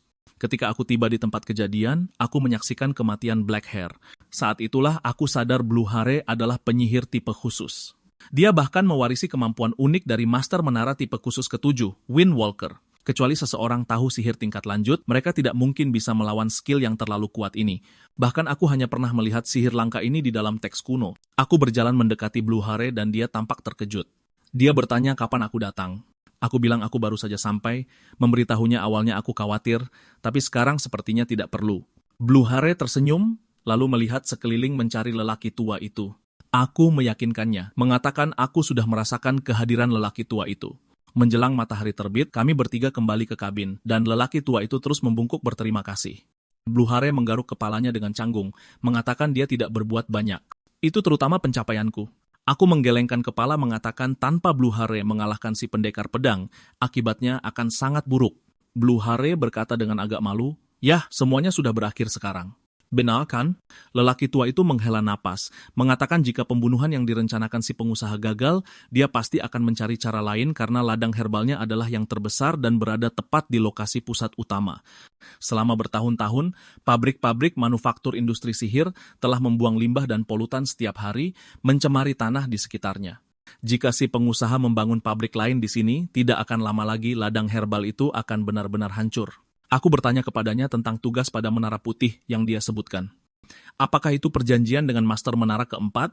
Sekilas keterkejutan melintas di mata lelaki tua itu. Dia bilang dia kaget aku tahu tentang ini. Aku menjelaskan bahwa dahulu kala, persepsi orang tentang pengumpul herbal sangat berbeda dari sekarang. Dulu, para pengumpul herbal diperlakukan seperti penyihir. Semua orang menghindari mereka, dan beberapa akan menangkap mereka tanpa bertanya. Karena para pengumpul herbal akan merebus herbal tak dikenal di dalam panci dan menjualnya, orang biasa tidak bisa memahami perilaku ini. Jadi mereka dicap sebagai praktisi ilmu sihir. Untuk menghindari penghakiman, para pengumpul herbal harus hidup nomaden dan berpindah-pindah. Ketika mereka putus asa dan tidak punya tempat tujuan, sang dermawan dari Menara Putih muncul dan menampung mereka. Aku bilang aku membacanya di buku dongeng, tapi sebenarnya aku membacanya di teks kuno yang hanya diwariskan di antara para master menara. Wajah pria tua itu menunjukkan senyum puas sambil mengatakan bahwa setelah itu, para pengumpul herbal dari seluruh benua berkumpul di sini. Untuk pertama kalinya, mereka memiliki rumah yang damai dan nyaman. Menara Putih memberi leluhur mereka tanah air dan martabat, jadi tentu saja mereka tidak bisa mengkhianati Menara Putih. Aku berdiri dan membungkuk dalam-dalam kepada pria tua itu, berterima kasih atas dedikasi dan kerja kerasnya selama bertahun-tahun. Kerja keras. Aku juga mengatakan bahwa jika keluarga kerajaan mengetahui situs warisan budaya diserang, mereka akan segera turun tangan. Pria tua itu tampak khawatir, mengatakan keluarga kerajaan berhati-hati tetapi lambat. Mereka mungkin tidak bisa membantu tepat waktu. Aku tersenyum untuk meyakinkannya, mengatakan bahwa keluarga kerajaan akan bergerak lebih cepat dari cahaya. Aku berpikir dalam hati, karena hari ini adalah hari Menara Putih dan keluarga kerajaan menandatangani kontrak untuk pengobatan flu Cardena. Sore itu, pengusaha itu sedang sibuk berkemas di kantornya bersama bawahannya sementara semua orang sibuk. Sekelompok orang berseragam tiba-tiba menerobos masuk. Pemimpinnya menunjukkan lencananya, mengidentifikasi dirinya sebagai Kepala Inspektur Biro Keamanan Dalam Negeri Kekaisaran. Dia kemudian menunjukkan surat perintah penangkapan. Wajah pengusaha itu menjadi pucat, bertanya mengapa Kepala Biro Keamanan ada di sini. Kepala Inspektur menatapnya dengan dingin, mengatakan dia ditangkap atas berbagai tuduhan, termasuk konspirasi pembunuhan, pemerasan, perolehan properti ilegal, dan perusakan warisan budaya. Pengusaha itu panik, mengaku ingin merokok sebelum pergi, mencoba mengulur waktu. Kepala Inspektur meliriknya tanpa bicara, memerintahkan petugas untuk menyeretnya pergi. Pengusaha itu meronta dan berteriak, bertanya apakah mereka tahu siapa pendukungnya. Kepala Inspektur mencibir, bertanya apakah pendukungnya lebih tinggi dari yang mulia. Pengusaha itu langsung terdiam, wajahnya berubah dari pucat menjadi pias. Kepala Inspektur merebut rokok darinya dan menyuruhnya untuk segera pergi. Seorang petugas tidak bisa menahan diri untuk bertanya kepada Kepala Inspektur siapa sebenarnya aku, hingga membuat mereka bergerak begitu cepat dalam satu hari. Ini adalah pertama kalinya dia menghadapi situasi seperti itu. Kepala Inspektur menjentikkan abu rokok sambil mengatakan itu adalah perintah langsung dari Yang Mulia. Petugas itu tampak bingung. Kepala Inspektur tidak mau menjelaskan lebih jauh, mengatakan anak-anak tidak seharusnya bertanya tentang urusan orang dewasa. Tapi diam-diam dia bertanya-tanya mengapa Yang Mulia begitu menyukai Menara Putih. Menara Putih memang telah mencapai prestasi besar, tapi itu 20 tahun yang lalu. Bahkan jika kau mengangkat tinggi burung dengan sayap patah, kau hanya mengubah seberapa cepat ia jatuh. Menara Putih tidak lagi memiliki kemampuan atau kualifikasi untuk menikmati perlakuan seperti itu. Jadi, eksistensi seperti apa Menara Putih selama perang ketika umat manusia mengalahkan ras iblis dan memperoleh pembebasan sejati? Itu membuat mereka yang berada di posisi tinggi mengingatnya bahkan sampai sekarang masih tidak bisa melepaskan harapan mereka padanya. Mengesampingkan pikirannya, kepala inspektur memerintahkan keberangkatan, mengatakan ada satu tempat lagi yang harus dikunjungi sebagai balasan karena aku memberikan petunjuk dan bukti. Sementara itu, Menara Putih damai. Blue Hare datang bertanya apakah aku mau minum-minum setelah sekian lama. Aku memberitahunya bahwa aku harus melapor kepada wakil master menara terlebih dahulu tentang insiden ini. Blue Hare segera membuat alasan tentang urusan mendesak dan pergi. Wakil master menara kemudian berjalan mendekat mengatakan dia pikir dia baru saja melihat Blue Hare. Aku bilang dia tidak salah. Blue Hare terlihat terburu-buru dan lari dengan tergesa-gesa. Wakil master menara berkata dengan lega bahwa aku telah menyelesaikan masalah besar lainnya, bahkan mengurus masalah pengusaha itu. Aku tersenyum dan mengikuti langkah wakil master menara bersiap untuk memberikan laporan rinci di kantornya. Saat naik lift, aku melihat wakil master menara terlihat anehnya murung, jadi aku bertanya apakah terjadi sesuatu. Wakil master menara menghela napas, mengatakan keluarga Helios telah menghubunginya untuk membawa Blue Hare pergi. Aku mengerutkan kening, bertanya apakah orang itu sudah setuju. Wakil master menara berkata tanpa daya bahwa tampaknya mereka sudah berbicara dengannya secara pribadi. Setelah melaporkan semuanya kepada wakil master menara, aku segera pergi ke kamar Blue Hare. Dia sedang mengepak barang-barangnya. Aku masuk tanpa mengetuk, langsung bertanya apakah dia akan meninggalkan Menara Putih. Blue Hare terus berkemas. Suaranya agak muram sambil berkata maaf. Saat sadar dia tidak sanggup mengatakannya, itulah sebabnya dia ingin mengajakku minum tadi. Dia bilang dia harus kembali ke posisi semula untuk membantu bisnis serikat pedagang dan untuk menikah. Aku tertegun bertanya kapan dia mulai berkencan. Suara Blue Hare semakin pelan, mengatakan dia dengar pihak lain berasal dari keluarga baik-baik dan bisa banyak membantu keluarganya. Nadaku menyiratkan ketidakpuasan saat aku bilang dia membuat pernikahan politik terdengar begitu menyenangkan. Apa dia benar-benar baik-baik saja dengan ini? Blue Hare berhenti sejenak lalu melanjutkan berkemas, mengatakan pihak lain sangat hebat, tidak ada yang perlu disesali. Aku menyuruhnya menatap mataku dan menjawab, apa kau benar-benar rela melepaskan sihir? Blue Hare terdiam sejenak lalu berkata pelan bahwa dia belum menghadapi kenyataan. Dia sebenarnya tidak punya bakat. Mendengar aku bilang dia punya bakat. Blue Hare tertawa mengatakan mendengar itu dari seorang jenius sudah cukup memuaskan. Saat kami sedang berbicara, kakak laki-laki Blue Hare, tuan muda dari Serikat Pedagang Guild, masuk ke kamar. Dia memberitahu Blue Hare bahwa dia punya waktu 5 menit untuk selesai berkemas dan turun. Pandangan tuan muda itu beralih padaku. Setelah menilaiku, dia menyuruh kami untuk mengucapkan selamat tinggal. Tiba-tiba aku bertanya berapa banyak uang yang dibutuhkan untuk membeli kebebasan Blue Hare. Pria itu berbalik. Nadanya diwarnai keangkuhan, bertanya siapa aku berani menanyakan hal seperti itu. Aku memberitahunya bahwa aku adalah teman Blue Hare. Sekarang aku ingin menawarkan kesepakatan yang saling menguntungkan. Tuan muda itu mencemooh, bertanya apakah menjadi seorang jenius membuatku begitu lancang. Aku bilang aku akan menjadikan Blue Hare penyihir andalan Menara Putih dalam 2 tahun, dan dalam jangka panjang ini akan lebih menguntungkan bagi keluarga mereka. Tuan muda itu menjadi tertarik, mengangkat alis dan bertanya, harga apa yang akan kubayar jika aku gagal? Aku menjawab bahwa semua keuntungan dari pengobatan flu Cardena dan vaksin selama 50 tahun ke depan akan menjadi milik keluarga Helios, dan aku punya wewenang untuk membuat janji ini. Tuan muda itu menatapku, bertanya apakah aku akan sejauh ini untuk si bodoh itu hanya karena persahabatan. Aku menggelengkan kepala, mengatakan karena Blue Hare memiliki nilai itu. Paling lambat dalam 5 tahun, aku akan mengembalikan Menara Putih ke puncaknya. Untuk mencapai tujuan ini, aku membutuhkan Blue Hare. Dia adalah talenta yang sangat diperlukan untuk Menara Putih baru yang kubayangkan. Tuan muda itu terdiam sejenak lalu berkata dengan nada main-main bahwa aku terlalu naif. Tetapi sebagai seorang pedagang, tidak ada alasan untuk melewatkan proposal bodoh dari lawan, meskipun dia akan menambahkan satu syarat. Dia bilang aku harus membuktikan nilaiku sendiri, berduel dengan pengawalnya besok siang, dan jika aku menang, dia akan menerima kesepakatan itu. Aku berpikir dalam hati, dia tahu betul aku hanya penyihir level 2. Jelas, dia tidak berniat melepaskan Blue Hare. Setelah berbicara, dia berbalik untuk pergi, memperingatkan bahwa jika aku tidak muncul besok siang, itu akan dianggap membatalkan kesepakatan. Setelah tuan muda pergi, Blue Hare segera memegangku, bertanya mengapa aku setuju untuk berduel dengan Ksatria level 5. Dia bilang kakaknya hanya berpikir aku terlalu sombong dan ingin alasan untuk menghajarku.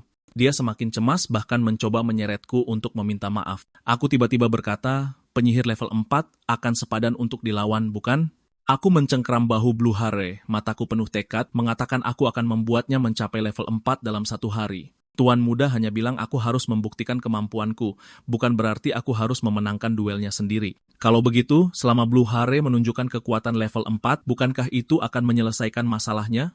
Di ruang latihan, Blue Hare bergumam dengan cemas bahwa dia sudah bertahun-tahun tidak bisa naik level. Bagaimana mungkin dia bisa melakukannya? Aku menyuruhnya untuk terlebih dahulu membiarkan sihirnya mengalir bebas ke seluruh tubuhnya, lalu aku mengamati dengan saksama sirkulasi sihir di dalam dirinya. Ujung jariku menyentuh beberapa titik dengan ringan, mengatakan ini adalah simpul di mana terjadi kehilangan besar selama sirkulasi sihirnya. Karena ada terlalu banyak cacat ini, tentu saja tingkat penyelesaian mantranya tidak bisa meningkat. Mata Blue Hare berbinar penuh harap, bertanya apakah memperbaiki cacat ini akan membuatnya naik level. Aku langsung menghancurkan ilusinya. 99,99% penyihir tidak peduli dengan kehilangan sihir semacam ini. Tapi 0,01% yang disebut penyihir hebat itu, tanpa terkecuali, semuanya memperhatikan detail-detail ini. Mulai sekarang, dia akan melatih metode sirkulasi sihir yang kuajarkan setiap pagi. Setelah terbiasa, itu akan menjadi sealami bernapas. Aku menyuruhnya untuk menunjukkan sihir bertubuh angin yang ia gunakan dalam pertarungan di ladang herbal, tapi Blue Hare bilang dia tidak bisa melakukannya. Dia takut menggunakan sihir itu. Dia perlahan menceritakan masa lalunya. Saat dia beranjak dewasa, dia menjadi semakin cemas.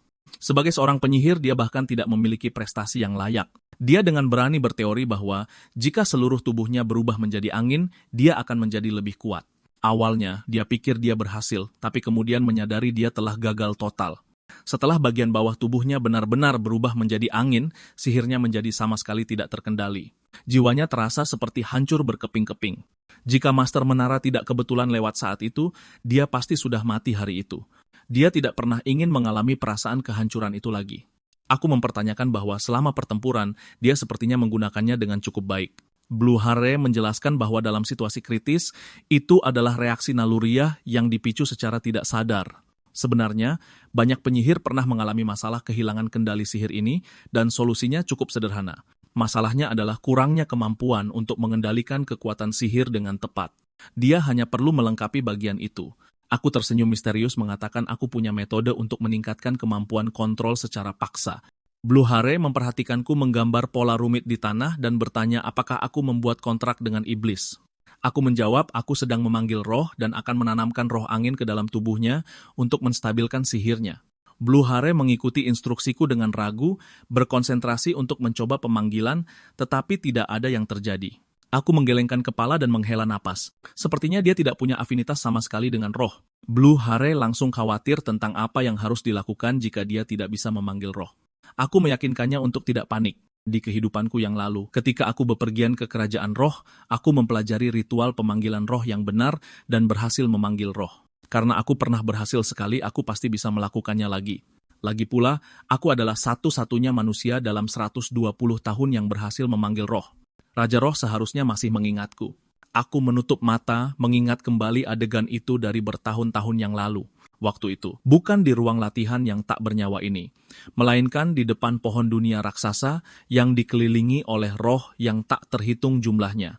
Meskipun lokasinya berubah, seharusnya tetap berhasil. Saat aku memulai mantra pemanggilan, sesosok roh angin muncul di hadapanku. Suaranya jernih seperti lonceng angin, berseru bahwa akhirnya ada yang memanggilnya lagi. Aku berpikir dalam hati, orang ini tidak mengenaliku. Aku juga yang memanggilnya sebelumnya. Aku bertanya apa yang diperlukan untuk membuat kontrak. Roh angin itu berkata dia tidak membutuhkan formalitas seperti itu.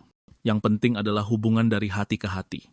Dia bertanya, manusia, apakah kau ingin membentuk aliansi denganku, roh angin tingkat tertinggi? Aku menggelengkan kepala sambil menunjuk ke Blue Hare yang tertegun di sampingku. Dialah yang membutuhkannya. Keesokan harinya saat tengah hari, di arena, setelah semua orang saling menyapa, Tuan Muda memperkenalkan ksatria yang akan bertarung hari ini. Dan aturan duel sederhananya, rebut kalungnya. Tuan Muda melihat pakaianku, mengatakan pakaianku tidak terlihat nyaman untuk bertarung. Aku bilang tidak apa-apa karena bukan aku yang bertarung. Blue Hare melangkah keluar dari belakangku. Wajah Tuan Muda menjadi gelap. Aku berkata dengan tenang bahwa aku hanya perlu membuktikan kemampuanku. Kau tidak pernah bilang aku harus berduel secara pribadi. Dan kemarin, aku mengajari Blue Hare beberapa hal yang berguna. Dia sudah mencapai level 4. Dalam pertarungan sungguhan, semua orang bisa melihat dengan jelas pertumbuhan Blue Hare. Aku merangkul bahu Blue Hare dengan nada percaya diri untuk melatihnya menjadi penyihir andalan Menara Putih dalam 2 tahun. Aku setidaknya perlu menunjukkan kemampuan level ini. Benar kan? Tuan Muda dengan dingin memerintahkan ksatria itu bahwa bahkan saat menghadapi Tuan Muda, dia sama sekali tidak boleh menahan diri. Aku menepuk punggung Blue Hare sambil berkata jangan takut, dia pasti akan menang. Blue Hare menarik napas dalam-dalam dan mengangguk, lalu berjalan ke tengah arena. Setelah ksatria itu memberi hormat pada Blue Hare, pertandingan secara resmi dimulai. Sejak awal, Blue Hare dengan cepat mundur ke belakang, menciptakan jarak aman sekitar 20 meter. Tapi detik berikutnya, aura kuat yang terpancar dari ksatria itu menerjang ke arahnya. Bahkan tanpa menggunakan energi pedang, kehadiran menindas ksatria level 5 ini masih menyesakan. Blue Hare tidak bisa menahan diri untuk tidak berseru. Inikah kekuatan sebenarnya dari seorang ksatria tingkat tinggi? Keraguan batin mulai tumbuh. Dia bahkan sempat berpikir untuk menyerah. Tapi saat itu dia melihat tatapan teguhku. Kata-kata langsung membanjiri pikirannya. Aku membutuhkannya. Dia adalah talenta yang sangat diperlukan untuk menara putih yang baru. Tanpa dia, insiden ladang herbal akan berakhir dengan bencana. Untuk pertama kalinya dalam hidupnya, seseorang sangat membutuhkannya. Dia sama sekali tidak boleh mengecewakan harapan ini. Semangat juang kembali menyala di mata Blue Hare saat dia melancarkan serangan. Ksatria itu menangkis serangannya, jelas tidak menyangka peningkatan Blue Hare akan begitu signifikan, dan aku bisa melihat dengan jelas bahwa Blue Hare sekarang secara bersamaan menggunakan sihir ganda, menyerang sambil menetralisir serangan balik lawan. Teknik seperti itu benar-benar integrasi serangan dan pertahanan tingkat atas. Tapi di mata ksatria itu hanya tontonan yang menghibur. Tatapannya menajam saat dia tiba-tiba menyerang Blue Hare. Blue Hare tidak punya waktu untuk berpikir panjang. Dia segera mengaktifkan roh angin di dalam dirinya. Melepaskan telapak badai, tuan muda di pinggir lapangan tampak terkejut, tidak percaya Blue Hare bisa langsung menahan serangan ksatria itu. Dia diam-diam curiga, aku telah menggunakan teknik terlarang untuk memperkuatnya secara paksa. Aku dengan tenang menjawab bahwa dia tidak perlu khawatir. Metode yang kugunakan aman dan legal, tapi tuan muda jelas tidak sepenuhnya percaya padaku. Menurutnya, kepribadian Blue Hare yang lemah membuatnya tidak cocok sebagai penyihir tempur. Dia pada akhirnya akan terluka. Lebih baik dia patuh mengurus serikat pedagang, menghindari keluhan, membuat keluarga tidak khawatir, dan mencegah insiden lain di mana dia dilahap oleh sihirnya sendiri. Aku tentu saja tidak tahu apa yang dipikirkan tuan muda itu, tapi aku percaya pada Blue Hare. Tuan muda itu berhenti sejenak, mengatakan Blue Hare jelas-jelas berada di posisi yang tidak menguntungkan. Aku berpikir dalam hati, pertunjukan yang sesungguhnya belum dimulai. Tadi malam di ruang latihan, si rambut biru menyelesaikan transplantasi roh. Dia bilang dia masih belum bisa sepenuhnya mengatasi trauma psikologisnya dan tidak bisa dengan bebas mengubah tubuhnya menjadi angin sesuka hati. Dia khawatir tidak bisa menang dalam keadaan ini, tapi aku memberitahunya kemampuan Windwalker jauh lebih dari sekadar berubah menjadi angin. Jurus pamungkasnya yang sebenarnya adalah integrasi. Selama dia bisa memanfaatkan ini, dia akan meraih kemenangan mutlak. Apapun yang bersentuhan dengan tubuhnya, pakaian, senjata, bahkan benda acak yang dia ambil bisa berubah menjadi angin bersamanya. Duel adalah tentang menyembunyikan kartu trufmu sampai akhir. Menang melalui taktik bagaimanapun juga lebih menarik. Kembali ke arena, si rambut biru yang tadinya tidak diunggulkan kini sudah siap. Detik berikutnya, seluruh tubuhnya langsung berubah menjadi arus udara yang tak terhitung jumlahnya. Sosoknya melewati tubuh ksatria itu seperti angin. Saat dia melesat melewati lengan ksatria itu, ujung jarinya dengan tepat mengait kalung itu. Ketika dia mendarat, aliran udara langsung menghilang dan Blue Hare kembali ke wujud manusia. Melihat kalung di tangannya, Blue Hare tertawa gembira dan bersorak. Tuan muda itu melompat berdiri, gelombang keterkejutan menghantam hatinya. Bagaimana bisa Blue Hare mengeluarkan Windwalker? Penyihir penyembuh dengan jelas mengatakan Blue Hare tidak akan pernah bisa menggunakan sihir tingkat tinggi ini lagi. Aku memberi Blue Hare isyarat setuju. Tuan muda itu menatap adiknya di lapangan, matanya penuh kerumitan. Adik laki-laki yang selalu dianggap tidak kompeten ini telah mengalami perubahan yang luar biasa hanya dalam 1 hari. Dia terdiam sejenak lalu perlahan mengucapkan kata-kata aku mengaku kalah.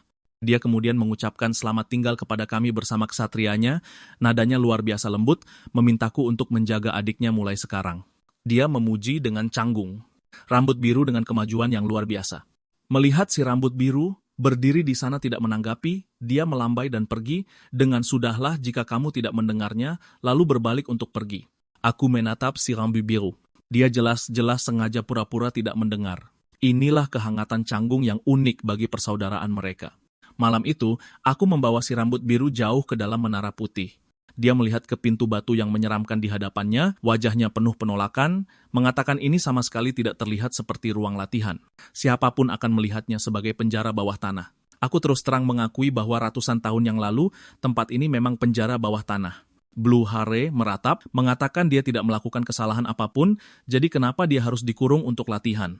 Aku memberitahunya ini adalah perintah wakil master menara, dan setelah naik ke level 4, perubahan sihirnya dan teknik yang baru dipahami butuh waktu untuk diatur dan diadaptasi, ditambah dia bisa menggunakan kesempatan ini untuk menjalin ikatan dengan roh. Blue Hare menundukkan kepalanya dengan lesu, mengatakan itu masuk akal, tetapi masih terlihat enggan. Sebenarnya, latihan pengurungan itu adalah permintaanku. Wakil master tidak memerintahkannya secara pribadi, tetapi ini perlu untuk si rambut biru.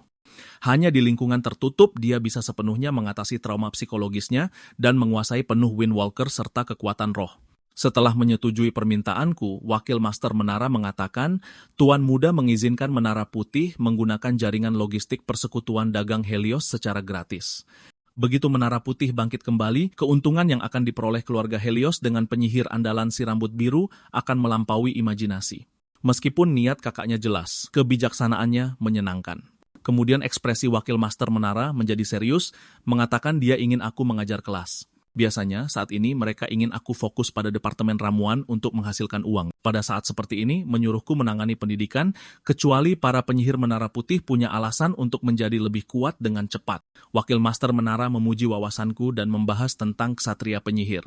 Awalnya itu adalah hari ketika para penyihir dari semua menara berkumpul, seolah-olah untuk mempromosikan persatuan yang didirikan oleh Kaisar untuk memperkuat hubungan antar menara. Tapi para master menara akan berdebat setiap kali mereka bertemu, dan acara itu dihapus setelah beberapa tahun. Membahasnya lagi saat ini, aku langsung yakin bahwa Yang Mulia ingin memulai kembali acara ini. Wakil master menara mengangguk sebagai konfirmasi, mengatakan meskipun waktunya belum diumumkan secara publik, keluarga kerajaan akan merilis detailnya setelah tahun baru. Dia juga menyebutkan dengan cemas bahwa Menara Merah menjadi cukup waspada akhir-akhir ini. Aku mencibir dalam hati. Selama Menara Merah mendambakan kepemimpinan di antara 4 menara besar, Menara Putih yang sedang bangkit akan menghadapi banyak rintangan. Aku segera setuju untuk mengajar kelas. Meninggalkan kantor, kilatan dingin melintas di mataku. Aku tidak akan pernah membiarkan Menara Putih ditindas bahkan dalam kematian. Untungnya, aku telah menaikkan si rambut biru ke level 4 lebih awal. Aku diam-diam berterima kasih pada Raja Roh di dalam hatiku. Pikiranku kembali ke saat aku memanggil Roh. Roh Angin sangat marah, mengatakan belum pernah ada pembentukan kontrak pihak ketiga sebelumnya. Aku memintanya untuk menyampaikan pesan kepada Raja Roh sekarang. Katakan padanya, penyihir putih telah kembali, dan tolong kabulkan permintaan kecilku ini. Mendengar ini, Roh Angin segera mengerutkan kening dan memarahiku. Beraninya manusia biasa memanggil Raja Roh secara langsung dengan namanya? Dia sama sekali tidak mau menyampaikan pesan untukku. Tapi detik berikutnya dia menerima instruksi dari Raja Roh, ekspresinya rumit saat dia berkata, aku benar-benar bisa merepotkan Raja Roh untuk memberi perintah secara pribadi. Dia juga berkata, Raja Roh mengizinkan transplantasi roh tingkat rendah. Aku tidak banyak menjelaskan, hanya tersenyum dan berterima kasih padanya. Beberapa hari kemudian, sambil memegang pemberitahuan pembukaan kuliah khusus, aku tiba di ruang kelas di gedung utama Menara Putih. Saat aku masuk, aku mengamati para siswa yang hadir. Seorang siswa bertanya dengan bingung apakah hanya mereka yang di bawah level 3 yang bisa menghadiri kelas ini. Seorang siswa di dekatnya menjelaskan bahwa ini adalah kelas sihir dasar, dan para senior penyihir tingkat menengah semuanya cukup sibuk. Orang lain berkomentar bahwa Menara Putih benar-benar membaik, mendengar wakil master menara secara pribadi mengundang instrukturnya dan kursusnya bahkan di gedung utama. Tempat ini dulunya menjadi tuan rumah seminar observasi kerajaan. Seseorang menimpali, penuh antisipasi tentang betapa hebatnya instrukturnya nanti. Saat itu, suara sombong terdengar. Anak Earl berkata itu hanya ruang kelas yang tidak terpakai yang dipinjamkan. Tidak perlu diributkan. Seorang siswa di dekatnya mendesaknya untuk tidak bersikap negatif, mengatakan jarang sekali Menara Putih berinvestasi pada mereka. Tapi anak Earl itu mencibir, mengatakan jika mereka benar-benar berinvestasi, mereka akan menyiapkan kuliah aplikasi tingkat tinggi seperti menara lain, bukan reinterpretasi sihir dasar. Dia juga mengatakan jika kuliah ini benar-benar bagus, si jenius level 2 yang sombong itu seharusnya berkenan hadir. Aku mengangkat tangan dan merapal mantra pembungkam, menghentikan obrolan mereka, lalu berjalan ke tengah panggung, memperkenalkan diri sebagai instruktur yang akan mengajar kuliah reinterpretasi sihir dasar mulai hari ini. Aku tahu bahwa mengetahui instrukturnya adalah aku mungkin mengecewakan beberapa orang. Mereka mungkin juga menebak aku menggunakan sihir pembungkam karena aku takut dengan gosip mereka, tapi aku tidak peduli. Aku berkata jika mereka bisa membuktikan kemampuan mereka tidak lagi memerlukan penyempurnaan tambahan, mereka boleh pergi. Tetapi dalam batas waktu 10 menit, mereka harus mengucapkan satu kalimat kepadaku. Kalau begitu, biarkan aku melihat kemampuan kelas ini. Beberapa siswa sedang berpikir keras. Beberapa tampak frustasi, tetapi anak Earl itu tampak sangat tenang. 10 menit berlalu dengan cepat. Aku bertanya apakah tidak ada yang berhasil? Anak Earl itu berdiri, wajahnya menunjukkan senyum kemenangan sambil berkata dia telah menyelesaikannya. Aku mengangkat alis menyadari anak ini adalah anak Earl, lalu aku menjentikkan jariku, membatalkan mantra, mengumumkan bahwa hanya anak Earl yang lulus ujian. Anak Earl berdiri tegak, nadanya bangga saat dia bertanya apakah dia boleh melewatkan kelas. Aku langsung setuju, dan dia malah terpaku, merasa kesal. Aku bisa membaca pikirannya. Anak ini jelas penasaran dengan isi kursus, tapi terlalu keras kepala untuk menarik kembali kata-katanya. Karena hanya dia yang lulus ujian, aku bilang akan memberinya hadiah dan memintanya untuk datang ke panggung, menanyakan apa sihir dasar favoritnya. Dia bilang bilah angin. Aku menyuruhnya untuk merapalkannya sekarang. Beberapa bilah angin berwarna sian berputar di sekelilingnya saat dia bertanya apakah ini sudah cukup bagus. Aku mengangguk, memberitahunya pelajaran hari ini adalah tentang bilah angin. Dia membeku di tempat, lalu menunjukkan ketidakpuasan, bertanya, apakah aku tidak bisa melihat kekuatan sihir yang melayang di sekelilingnya? Aku mengulurkan tangan dan menghancurkan bilah anginnya, mengatakan paling-paling itu adalah produk setengah, jadi dengan 2 masalah. Aku mondar-mandir perlahan, suaraku terdengar jelas di telinga semua orang, mengatakan air tetaplah air meskipun diam, api tetaplah api meskipun berkedip-kedip, tetapi angin harus terus mengalir untuk bisa disebut angin. Yang dia ciptakan bukanlah bilah angin. Sebenarnya, itu adalah bilah udara, seperti air tergenang yang menjadi busuk, sihir angin yang tidak mengalir mudah runtuh. Menara Putih adalah tempat manipulasi angin, artinya sihir kita tidak boleh berhenti atau akan hancur seperti tadi karena terlalu rapuh. Dia tidak bisa menahan diri untuk bertanya tentang masalah kedua. Aku memberitahunya dia menghabiskan terlalu banyak sihir yang tidak perlu saat merapal. Dengan menghemat bagian yang terbuang, kekuatan dan kestabilan bilah angin akan meningkat pesat.